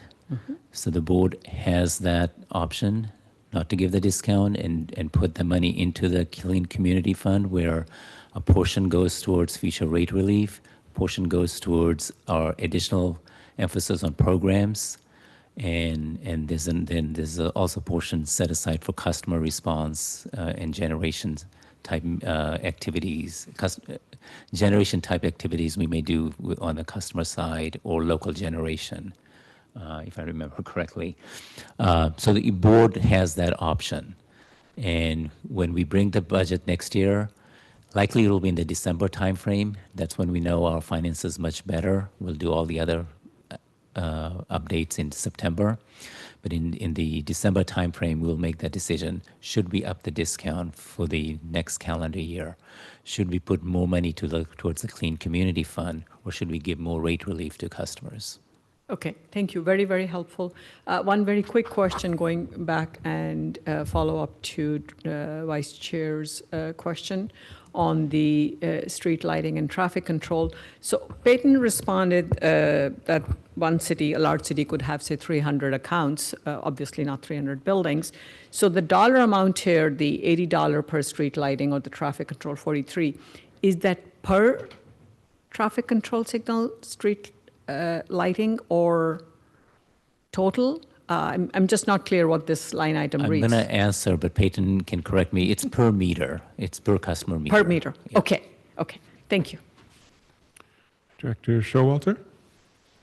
Yeah, I just wanted to go back a little bit to Mr. Carney's comment, because I think these are things that we balance, and it's a good question. We do want to do whatever we can to increase the or decrease the amount of GHG emissions in our region. That's what we're here to do. We're also have made a promise to the community that we think we can do this at the same or less price than PG&E.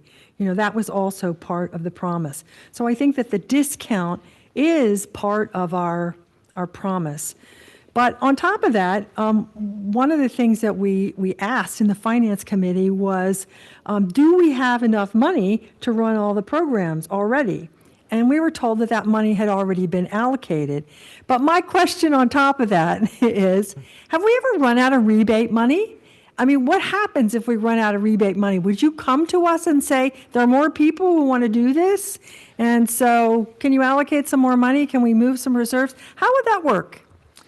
So that has not been the case that I know of. Justin, you can correct me, but absolutely, we can always come to the board, and we give reports in our board package on our programs updates, so you have access to that information. And Justin's here, so I'll turn it to him. I think you start talking. It kicks on. Nope, not on yet. Keep talking. Keep, Hello? No. Oh, there we are. All right.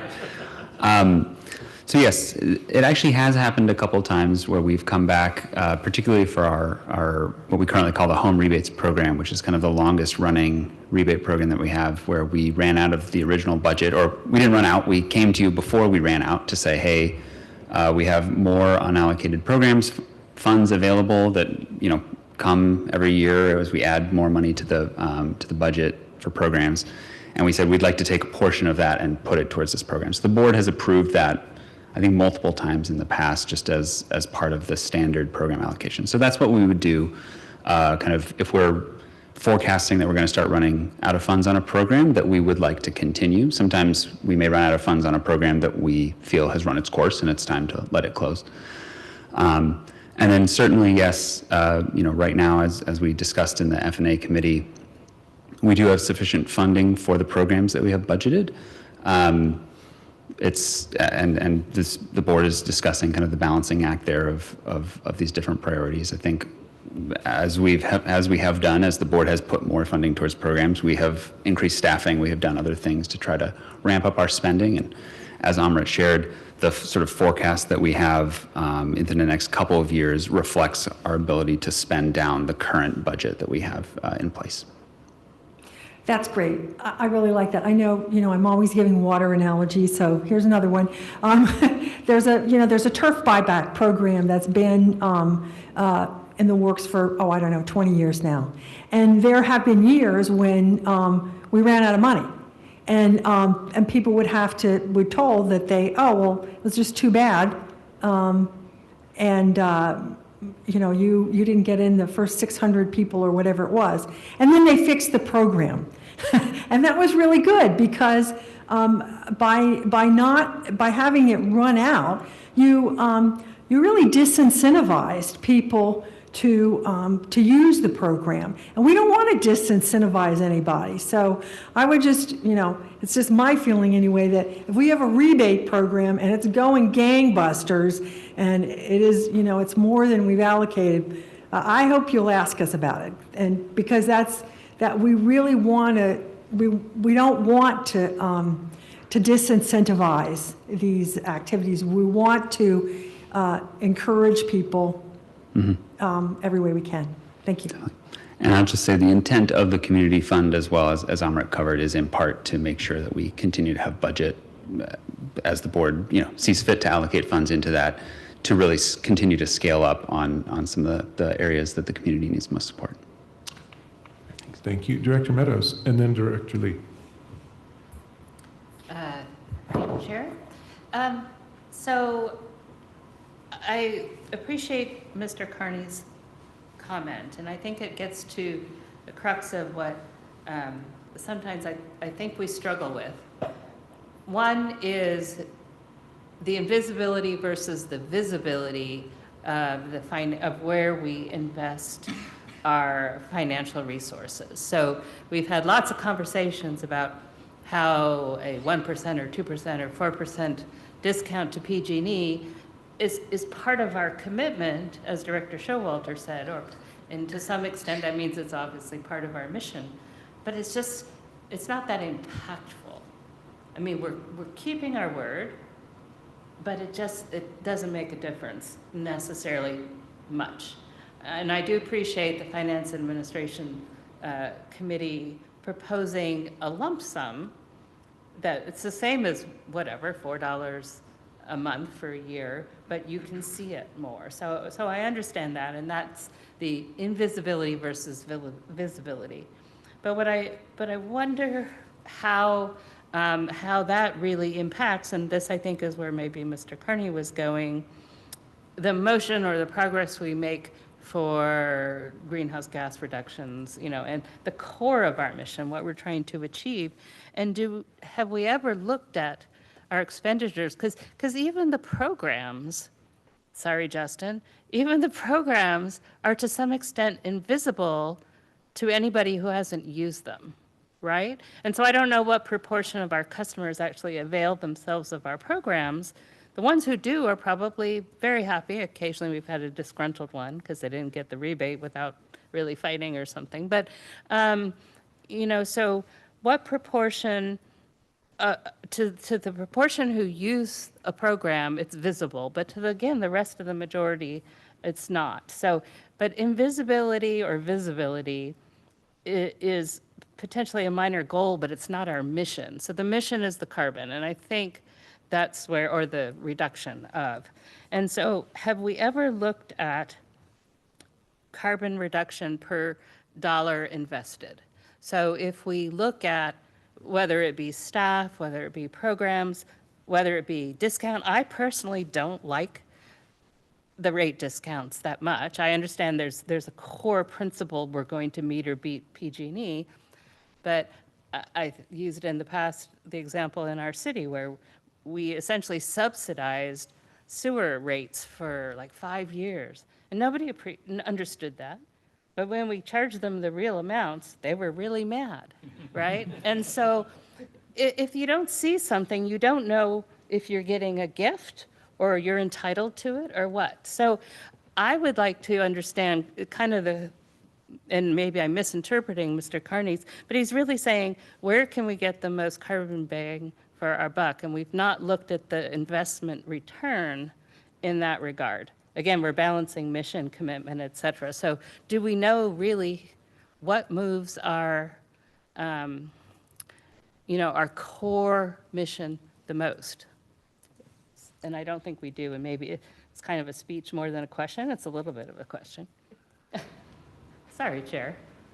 They're good. Go ahead, Justin. Turn that speech into No, an it's answer. it's a good speech and a good question. So we do look at the dollar per GHG. There's a lot of other ways to look at this metric across our program portfolio. I think I've talked about this before. Sometimes it makes a lot of sense to evaluate a program based on that, and sometimes it doesn't. And so there's different programs that we run for different purposes. We certainly can kind of look and share and talk about, if you run a heat pump water heater rebate program or this type of program based on what we're seeing, using $35 million, what would we do with that? It's still going to be a fairly small fraction of the overall portfolio of water heaters that are out there, but it will be much more meaningful than what we've reached today. That will take time to spend. So there's all of these pieces. I think that a rate discount or a one-time bill credit, it's hard to say that it has any direct, immediate, or will ever cause a GHG reduction, because that's not really the objective that it's trying to serve. And so I think you've called that out correctly, that's the balancing question here. Thank you. So I just wanted to sort of put it in that framework. Sorry, Chair. Right. Go ahead. No, go ahead, Director Lee. Sure. First of all, I just want to thank you, Chair, and thank you for the Budget Committee. Those of you to come up with this very, I think, kind of a bit of an ingenious proposal. I certainly fully support the 10% one-time discount, which is very thoughtful and fiscally responsible, while maintaining the 4% discount still moving forward. So there's only a one-time thing. And see, when we have a large surplus, it really reflects that SVCE has managed our expenses well, and that we can return that from that money to our customers. And that's important goodwill that SVCE will gain by doing this. And I think in that sense, I think more customers appreciate who we are, and that more, if they are not with us, yes, they will want to come to us. I do think that there's a huge threat on climate risk, but that risk is not our decision right here. The threat is really from the chaos created by the new federal government, the drill baby drill, pushing for more coal mining, et cetera, and the EPA leadership that I stated earlier. That's what we really have a huge problem with, and we need to work on. Right now, we could see there's a lot of confusion and little trust to large institutions, and we really need to let our customer, giving them the comfort that SVCE is a reliable company, that our rate is always lower than PG&E, right? That's a good moniker we need to have, and then we will even give money back to people when we can. Now, August being the hottest month is when the electric bills are going to be highest, and so this proposed credit is most meaningful at that time. So for those reasons, I fully support it, and I'd like to make a motion to support this recommendation. If this is the right time, Chair? Or? Almost. I'll keep you in mind, though. Let me You know, I'm just been itching to talk so long, and so Director Scazola, if you just bear me a moment here, I just do want to say that I really think it's a very thoughtful process here, and one of the things I want to remind us, at the danger of reminding you stuff you already know, and that is, we have several pillars we rely on, and we need all of them to work. So we need to be clean, which includes converting people to clean electricity. We need to be reliable. If we're not reliable, and that's why we're paying money on resource adequacy, and that's why we saw this surge that kind of messed things up. And we need to be affordable.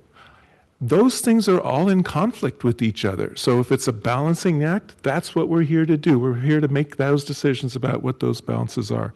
And so just coming back to this proposal, one of the things I like about it that we didn't say was by having this fixed annual rebate in August, I think we like that timing of year.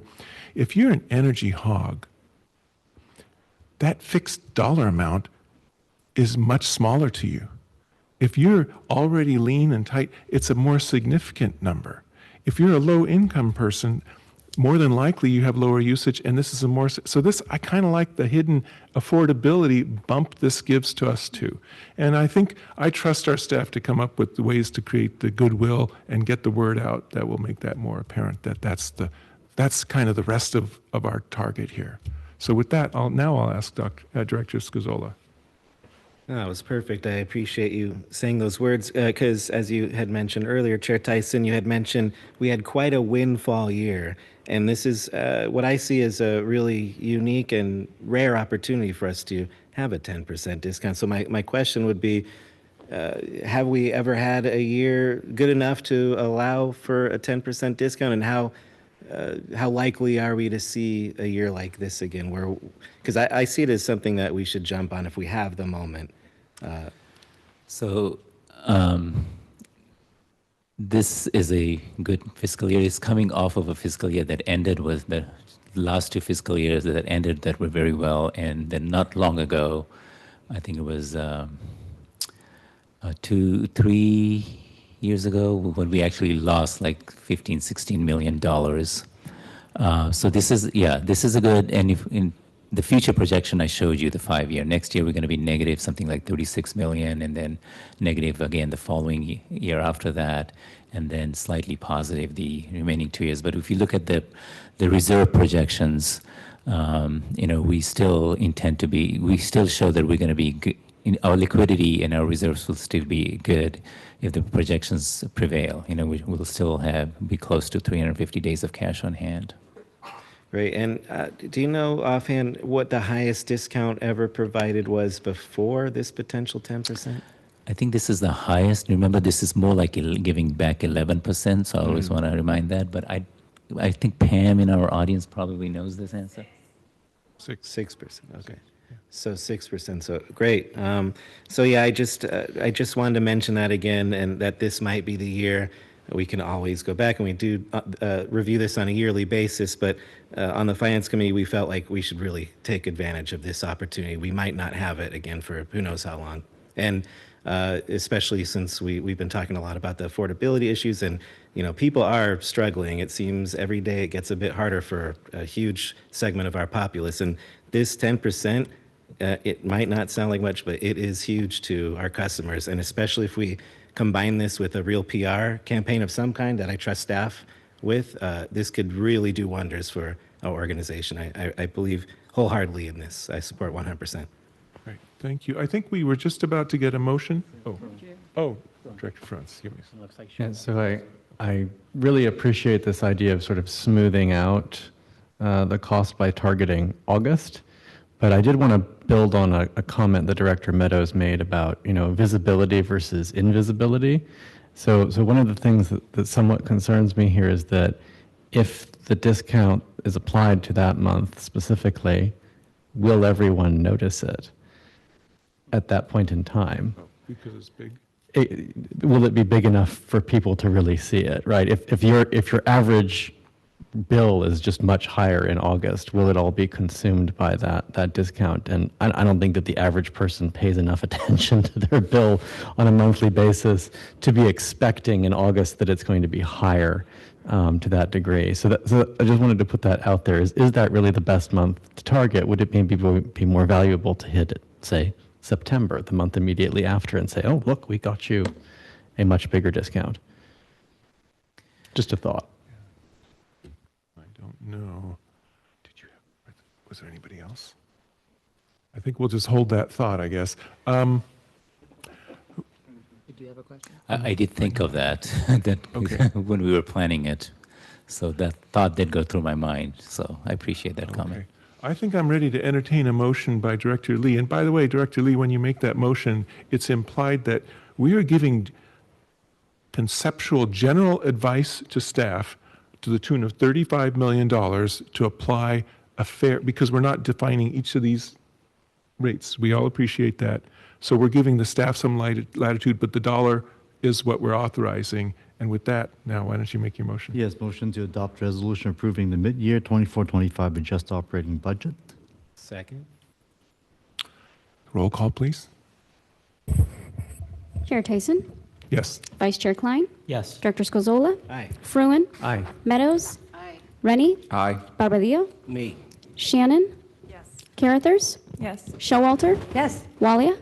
Yes. Lee? Aye. Director Hilton? Aye. Thank you. That motion carries.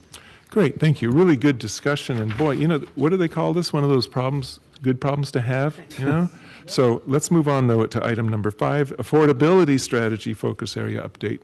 Take it away, Justin. I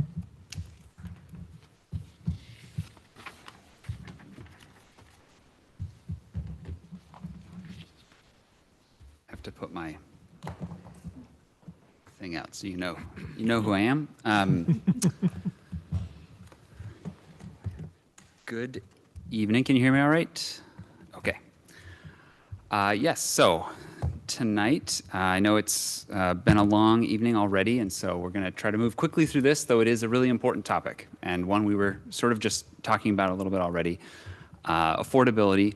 I'm joined tonight by Peyton Parks, who is the lead of our team that does all things billing, among other things, and so he's very relevant to the discussion tonight, as well as Michaela Pippin, who is our communications manager, and who also helps lead some of the efforts that we're going to be talking through. So they're here to help me answer some questions, as well as to ensure that you don't just hear me talk through this tonight.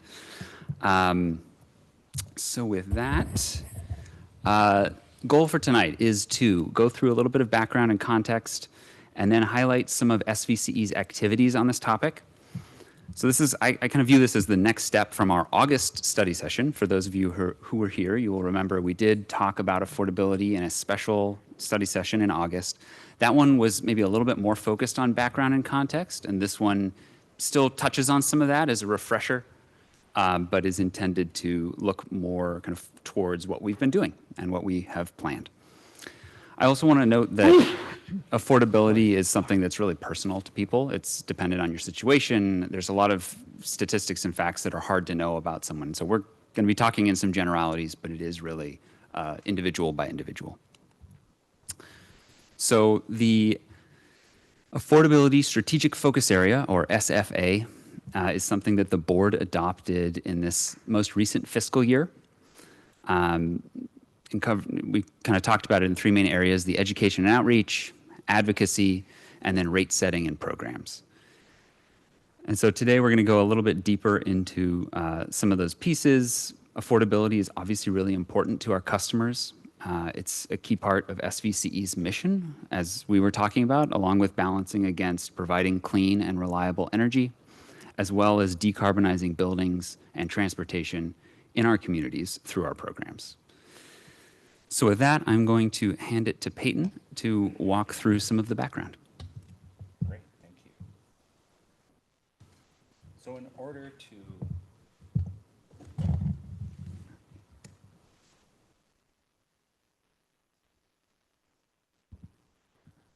Hello. Great. So in order to set a foundation for talking about affordability, it's important, I think, first to start with a discussion of price, and specifically the retail price for electricity that customers pay. So what we've charted for you here on this slide, on the gray line is the bundled price for electricity from 2019 to current in 2025. And so since 2019, we've all experienced a 90% increase in the total bundled rate. Now below that line, we've broken it into its component parts. So generation, which is SVC's portion of the bill, has increased a bit, and it's influenced by movements of the wholesale electricity market. But the blue line is transmission and distribution. These are the portions of the bill that PG&E are in charge of, and during this time, they've more than doubled. So here we've taken that bundled rate for electricity, and we've drilled down and broken it into its component pieces. Now, separated out to the right, you can see that 2/3 of the total rate is actually this portion that PG&E is fully in control of. This 67% contains transmission and distribution, which we talk about quite a bit. It also contains PCIA, which we hear of fairly often. It also contains public purpose programs as a smaller portion, as well as other non-bypassable charges. So an example of a public purpose program would be like energy efficiency or dollars to support income qualified customers on the Care or Fair program. Non-bypassable charges are the things like wildfire mitigation that we've been hearing about of recently. Now over to the left, this smaller third is the portion of the rate that SVCE can affect. This is 33% of the total rate for generation. Now within that 33%, we have a discount that we offer to customers, and then we also have costs as an agency that we have to support. And so it's difficult to solve the affordability problem when we think about just offering a customer discount. So to further drive this point home, I'm going to propose a thought experiment where if we take the third of this portion, SVC's portion, and set that rate to 0. And it is just a thought experiment because Amrit said we could not do this. We would still be left with about 30 cents worth of PG&E transmission and distribution. And this by itself is higher than the other municipal agencies who neighbor us in Palo Alto or in City of Santa Clara, or even at SMUD in Sacramento. And their rates, depending on the season, can range from about 13 to 22 cents in total.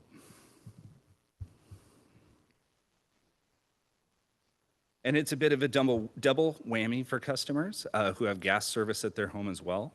This chart shows that since 2016, the price of residential gas has also increased about 50%. So what we've done for you in this chart is in the middle column, we've organized customers' average energy bill. And we're considering the energy bill to be both electricity and gas portions of a total bill. And we've arranged it in descending order by socioeconomic vulnerability. Now, when we look at some of those totals, it answers some of the questions that we heard earlier on.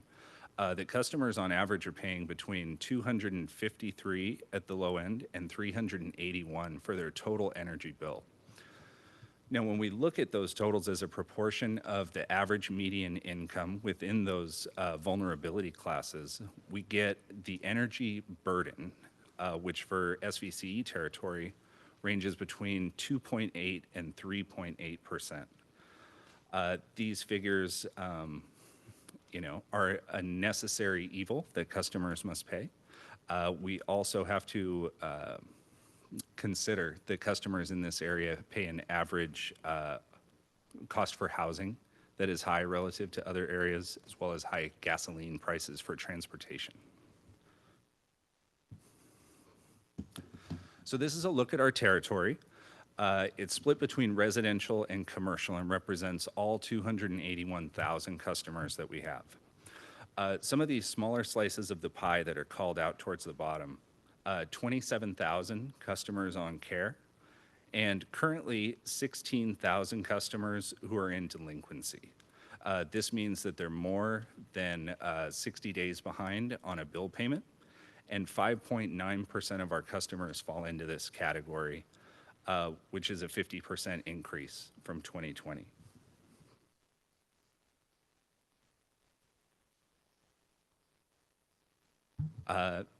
So you're not hearing tonight for the first time that electricity prices are high. These are a sampling of headlines from news articles. And so the cost of electricity in California is news statewide. People are aware of the increases. Our customers have also indicated through a survey that we conducted in 2024 that they're acutely aware. And in the top selection of the bar chart there, you can see that 92% have indicated that keeping the cost of electricity low ranks either as very important or extremely important to them. The state has also picked up on this sentiment from customers, and so they're exploring things that they can do to support affordability, not just in PG&E territory, but the other two large IOUs as well. Some of these things might include reducing wildfire mitigation costs to customers, or ensuring that solar customers are paying their fair share of non-bypassable charges. When Justin spoke earlier about affordability being experienced by customers on a spectrum, we've illustrated this chart to kind of bring that point home. So to the left, you can see that there are customers who are experiencing affordability issues in a very real and immediate way, and these would be the folks that have fallen behind on their payments. There's a larger group that ranges toward the middle of this chart who are really just frustrated with high prices that seem to continue to increase. And to the right of this chart is groups like SVCE, who are focused on making sure that electrification continues to be a scalable and feasible option for people moving into the future.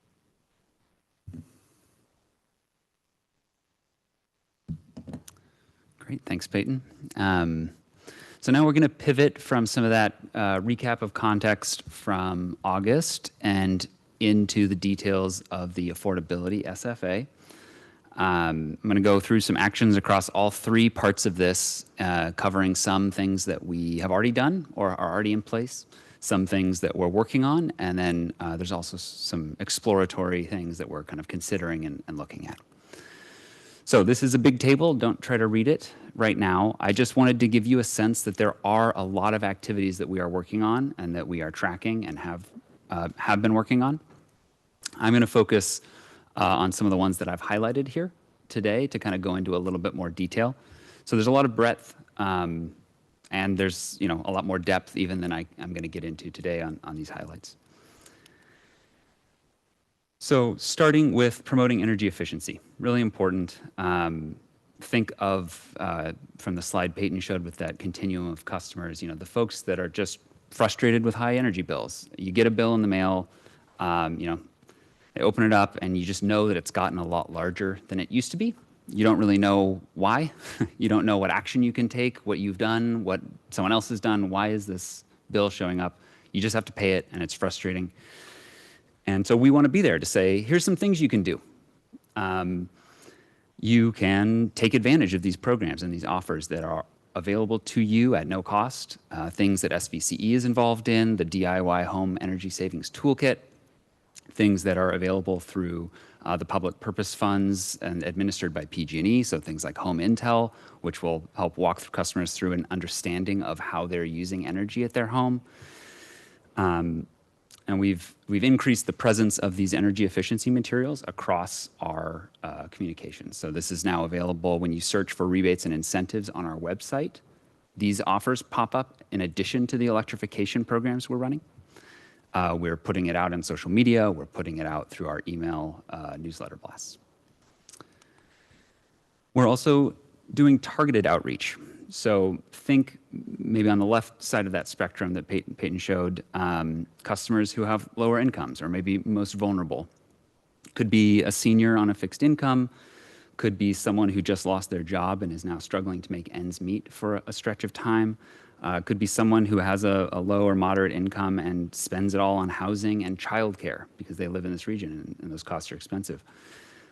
We are going to be doing targeted marketing to the parts of our population that we think fall in this group, trying to help them understand payment assistance that's available, trying to get them aware of that before they maybe actually need that support, helping them understand also about energy efficiency, as well as how their rate works. What are ways that they can avoid some of the higher costs? So all of these things are materials we're putting together. We are also going to try to help get eligible but not currently on Carefera discount customers onto the Carefera discount. These ads, we can only target so precisely, and so there will be some spillover as well to other groups. We think that's great. These materials are, usable and helpful to all of our customers, but we're really trying to focus some of it on these customers in the most need. Okay, moving to the advocacy side. So this is really important. As Peyton showed, the T&D part of the rate is 2/3 of what the customers pay today. And we don't have the ability to have a lot of direct control or influence over that. But advocacy is a way where we can influence that. And so there's a lot of participants in these various things, but SVC is continuing to monitor some of the bigger financial cases and increase our engagement in others. So things like the general rate case or the GRC or ERA, which honestly, I can't tell you what the acronym stands for right now. Looking at PCIA, which we talk about, some of these other cases, as well as tracking bills. So every year there's new sets of bills. How do we weigh in on those so that we can take positions that fight for lowering customer bills in sensible ways across both parts of the rate, but in particular on the T&D side, because that is the majority of what customers are paying.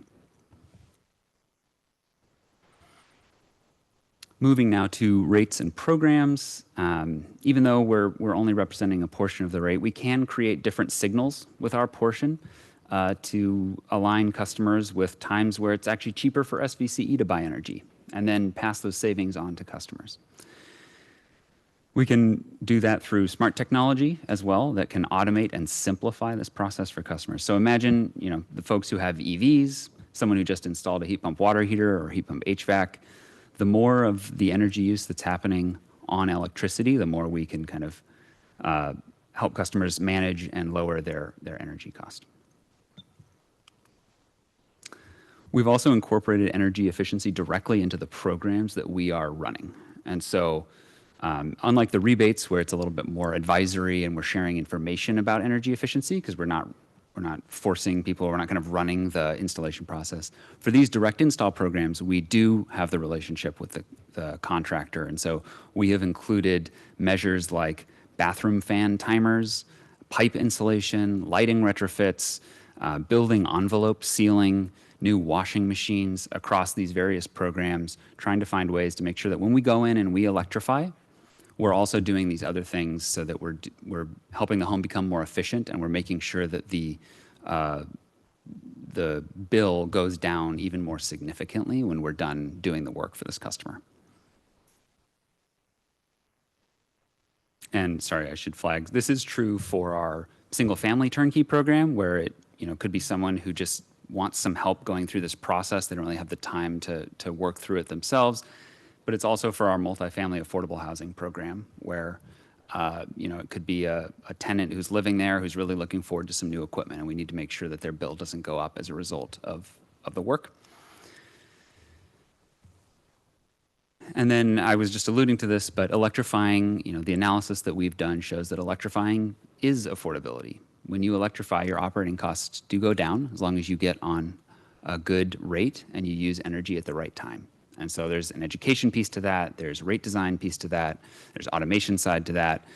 But this is really important as we think about scaling this and continuing to get everybody upgraded to all electric homes.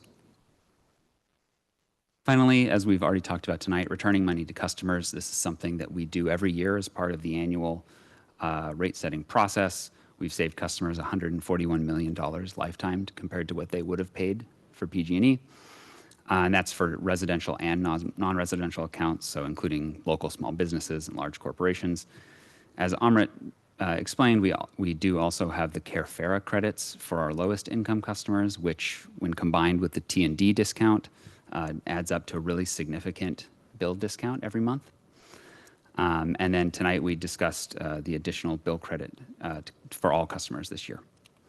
So to recap, I just want to say, as we all know, this is a really important issue for our customers, and that's why staff's been working on it. And we've been working on it before it was an SFA, but by acknowledging it as an SFA, the board really helped make sure that we could expand and continue to focus our efforts here. There's only so much that we can directly do given the part of the overall energy bill that we are, right? There's gas and electric, and then we're 1/3 of the electric. So there's the kind of direct influence is muted. But we're doing all of these other things because they are ways that we can help customers reduce bills across the board. And you, our board members, can continue to help us with this by supporting us on the advocacy actions that we identify as being sensible and things that we'd like your support on, as well as connecting your communities to our materials that we're preparing and sending out to them. And that's the end of our presentation. Thank you, Justin. That was very clear. Let me see if we've got questions on the right. Is that it? Oh, on the left, we've got Director Rennie. Thank you for the presentation. Lots of good ideas. Again, I like to look at the big piece, which is the 67% of distribution and transmission and just little other pieces. And I look at that and I wonder how much of that is really fixed costs versus variable. And when we talk about distribution, variable is strange because if you increase, you may need some more capital outlays. But what I'm thinking, if we increased our energy usage, electricity usage a lot in PG&E territory, would that help cover some of their fixed transmission and distribution costs? Like if they want $400 million to do some undergrounding, well, if we're buying more electricity, that's just going to get spread over more kilowatt hours sold kind of thing. If we're promoting and seeing a future where a lot more things are electrified and a lot more electric cars are being used, is that going to help this picture or make it worse? I'm guessing it would make it better, but I don't understand their fixed costs in here. Any ideas there? I can speak generally, and then if others want to chime in, they can. But I think you're right that there are a set of fixed costs, and so if you spread them across more volume, then the per unit charge is going to be lower. So in that sense, yes, I think as we electrify, people will use a little bit more electricity. So I think it's got more to do with maybe where the additional load comes from, if it's really pulling off of customer bills and going somewhere else, or if it's sort of you're using more kilowatt hours and your per kilowatt hour cost is lower, the net effect. What if we built a whole bunch of AI server farms in PG&E territory? That would seem like a lot more kilowatt hours to be sold that we could spread this over, for example. Yes. Just a thought. Vice Chair? Yes, and just to follow up on that, from a distribution fixed rate, PG&E isn't targeting areas, so a portion of different portions of their territories, it's all basically a flat rate across their full territory, correct? Meaning it's like, oh, if we had more generation locally, they wouldn't see a discount. They're not looking at true cost per area. They're looking at a general cost per their entire territory, correct? Yeah. When they're coming up with that. Yes, that's correct. Okay. And the distribution costs are similar across different rate classes. Okay. Thank you. Thank you. I just wanted to clarify that and make sure that I understood what Director Rennie, or kind of a follow-on from Director Rennie. As far as the CareFera programs, is there, you look at the state budget, you look at those credits are coming from the state funding cap and trade? Is that from the budget? Well, that specific discount is, and those credits are paid through?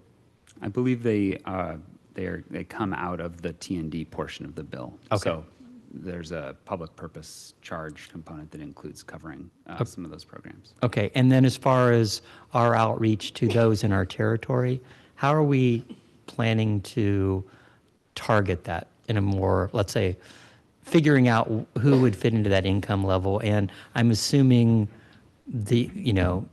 those funds are fully, not oversubscribed, definitely undersubscribed, because we know that there's a lot more that are potentially there, but how do we find them?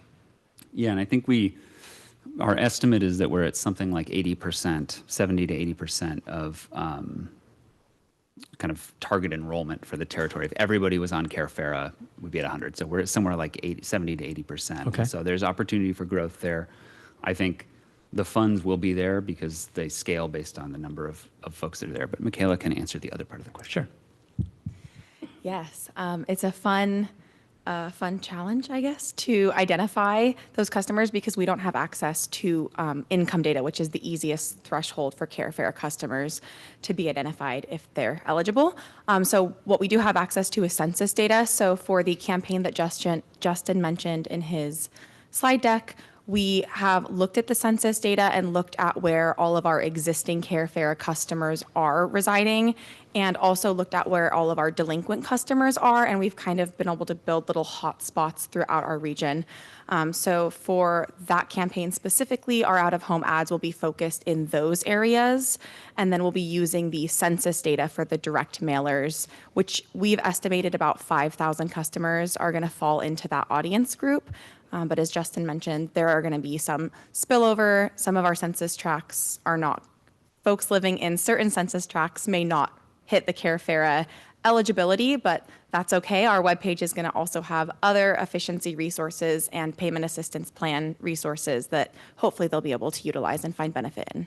Okay, thank you. And then finally, from an outreach standpoint, multiple of our cities have basically service organizations dealing with the low income. Mm-hmm. Are we working directly with them to make sure that they're at least highlighting that? Sunnyvale Community Services passes out 1,500 boxes of food a week, and so is it a flyer that goes in there? And it's also the question of language base that I always worry about. If we're talking about sending a mailer to a home, whether or not we know what language they're speaking and whether or not we can even discern that easily from a billing standpoint. Definitely, language access is a huge focus for this campaign. For that reason in particular, PG&E's data isn't always up to date on language preference per household, and so we are going to be translating our out-of-home ads in addition to the mailers and the website and all of our emails into our four primary languages for this campaign specifically. In regards to the community-based organization outreach, that's something that's on our exploratory list. We have a list of organizations that we've been able to research and see that they do provide one-time bill relief, and so we would like to reach out to them and see what support we can provide to them as part of this campaign. In addition to compiling a list of organizations and potentially facilities like senior centers where we could send this information in their preferred language or all languages. Okay. Fantastic job. Great to hear the update. Thank you. And I'm gonna turn that around though very quickly on you, which is to say, I think that's an ask that we would have of all of you is if there are organizations in your community that you think, hey, there could be a good fit here, let us know. Please let us know. And please, if you can, send us the right person to contact there so that we can get these materials into their hands, because I think it's a great opportunity. It's just a matter of finding them and really getting that connection in place. Thank you. Great, thank you. Director Walia? Thank you. Thank you for the questions. Something is puzzling me here, and it could be just the lateness of the hours, but I have been keeping up with all the explanations. So I understand that CareFera customers, they get an additional 1%, which is $17.50 per residential low income, another 30% reduction in T&D. And yet when I look at the slide, I don't know what number it is the energy burden, which has the average costs, different segments. So I am looking at the differential I somehow thought would be way more it is saying, just to look at the total average energy bill, exactly that one, the fourth column in the dark blue, $253 per month for the most vulnerable and $381 for the least vulnerable. They're already getting about a 50% discount. And then it is down to $253. It just strikes me. It calls out to me. That's why I'm asking why. What am I missing here? So I think one thing to keep in mind is that these categories, you know, it represents, let's say, 250,000 customer accounts. Mm-hmm. Only about 25,000 are on Carefera.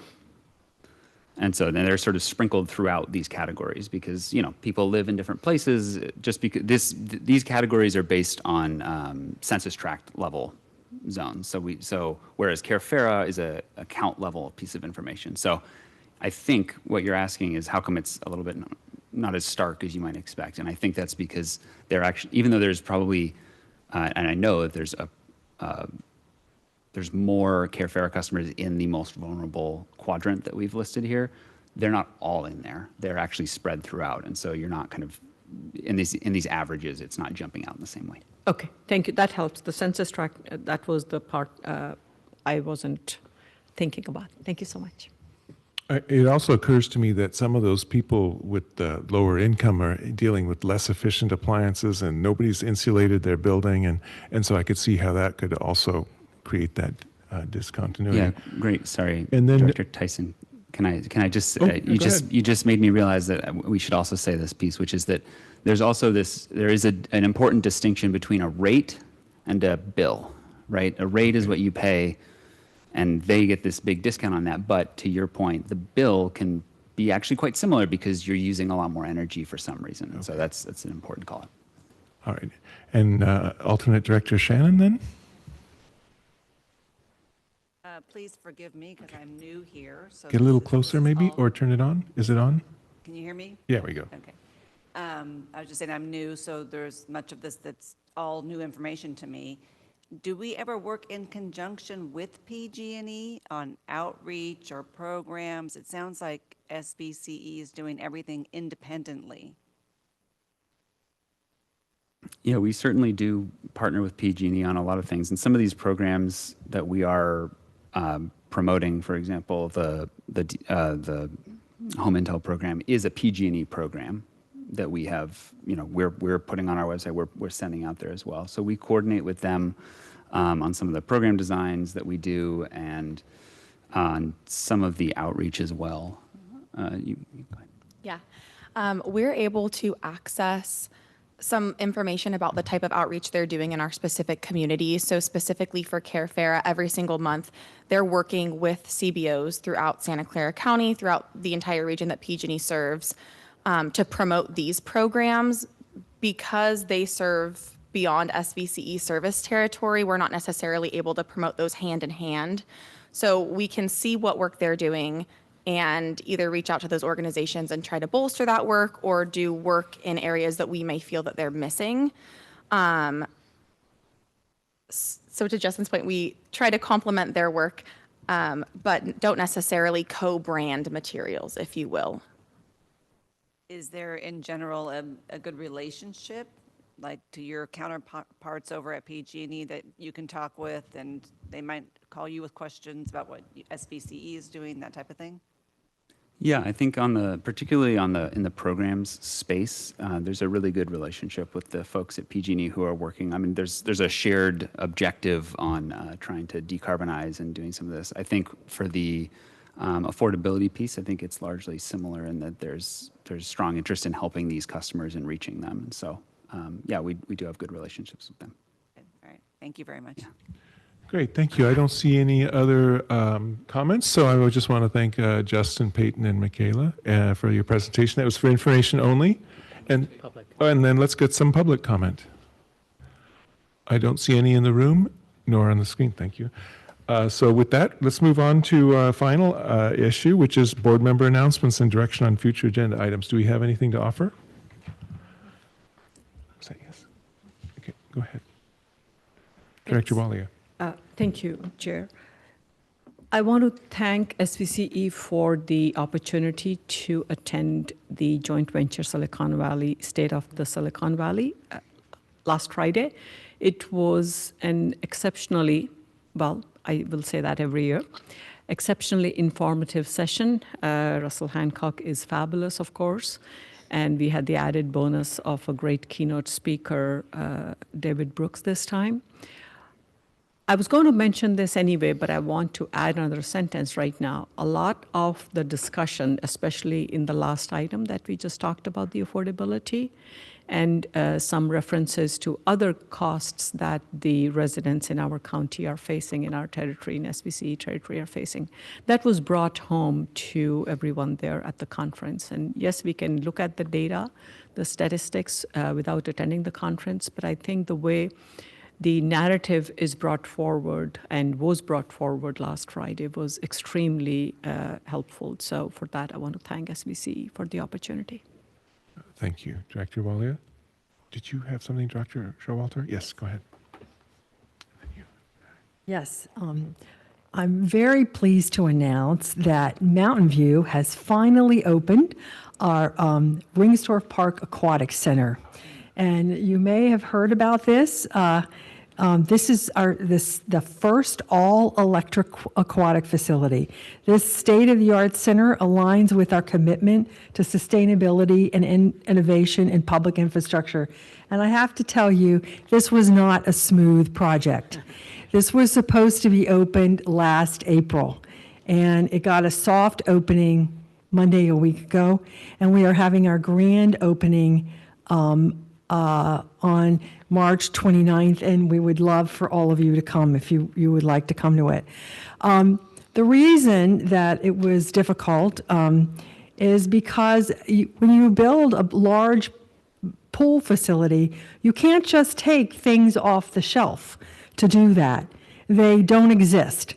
So you have to put systems together, and unfortunately, some of the subcontractors didn't talk as closely to one another as they should have to make sure that everything fit, and some of it didn't. So it literally had to be reconstructed, and some of it had to be, repiped, which was very unhappy. But we're there now.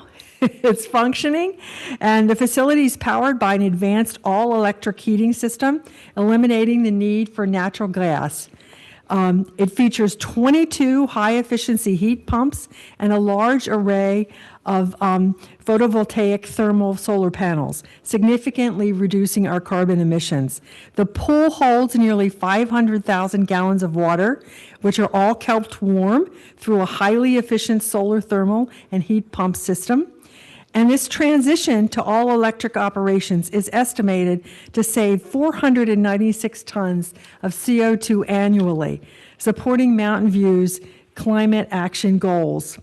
And, as we all know, all electricity purchased for this facility is sourced from none other than Silicon Valley Clean Energy, the Green Prime 100% renewable energy plan.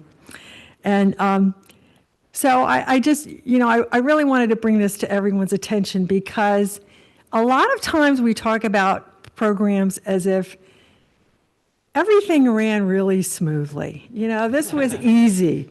This was duck soup kind of thing. This was really easy to make. That's not how this was. We really had to, our staff had to just work through issue after issue after issue and rise to the occasion. And they did do that, and I'm very proud that they did that.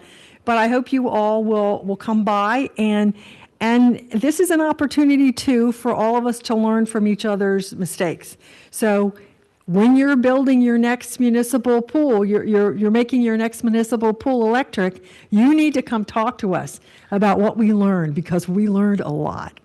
So then the other thing I wanted to say, not nearly as exciting but still cool, is that we're having a campaign in Mountain View calling it the Year of the Heat for the Heat Pump, and we're going to roll this out at our Earth Day celebration. And we were, in the consent calendar, we passed a rebate program, and Mountain View is going to put in some extra money to go with that. And we're very pleased that Silicon Valley Clean Energy is going to administer that. So somebody will just put in their zip code and what they're buying, and our system, Silicon Valley Clean Energy System, will tell them what the rebate is. They won't have to go shopping all over to figure that out. So we're really appreciative of that assistance, and we think people are going to, it's going to add a lot of value to these programs. So just wanted to share those two things with you. Thanks. Great. Thank you, Director. And that is a huge accomplishment, that pool. We'll go with the Vice Chair and then Director Scazola. I'll go very quickly. So I just also wanted to invite everyone to our April 5th Earth Day event. That'll be at the Sunnyvale City Hall again. But there will be, and thanks to SVCE staff, it'll be tabling, but we'll have clean electric, we'll have our EVs there.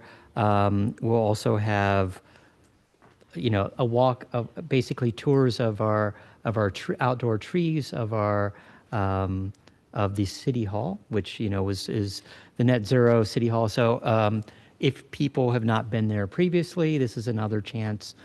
April 5th, Saturday, April 5th, from 11 a.m. to 2 p.m. at the Sunnyvale City Hall. So, and I'll keep that short. Thank you. Thank you. And Director Scazola. Thank you. So just want to announce Campbell will be hosting, along with SVCE, BayREN, California Green Business Network, and the Campbell Chamber of Commerce. We're having a business incentives lunch and learn event.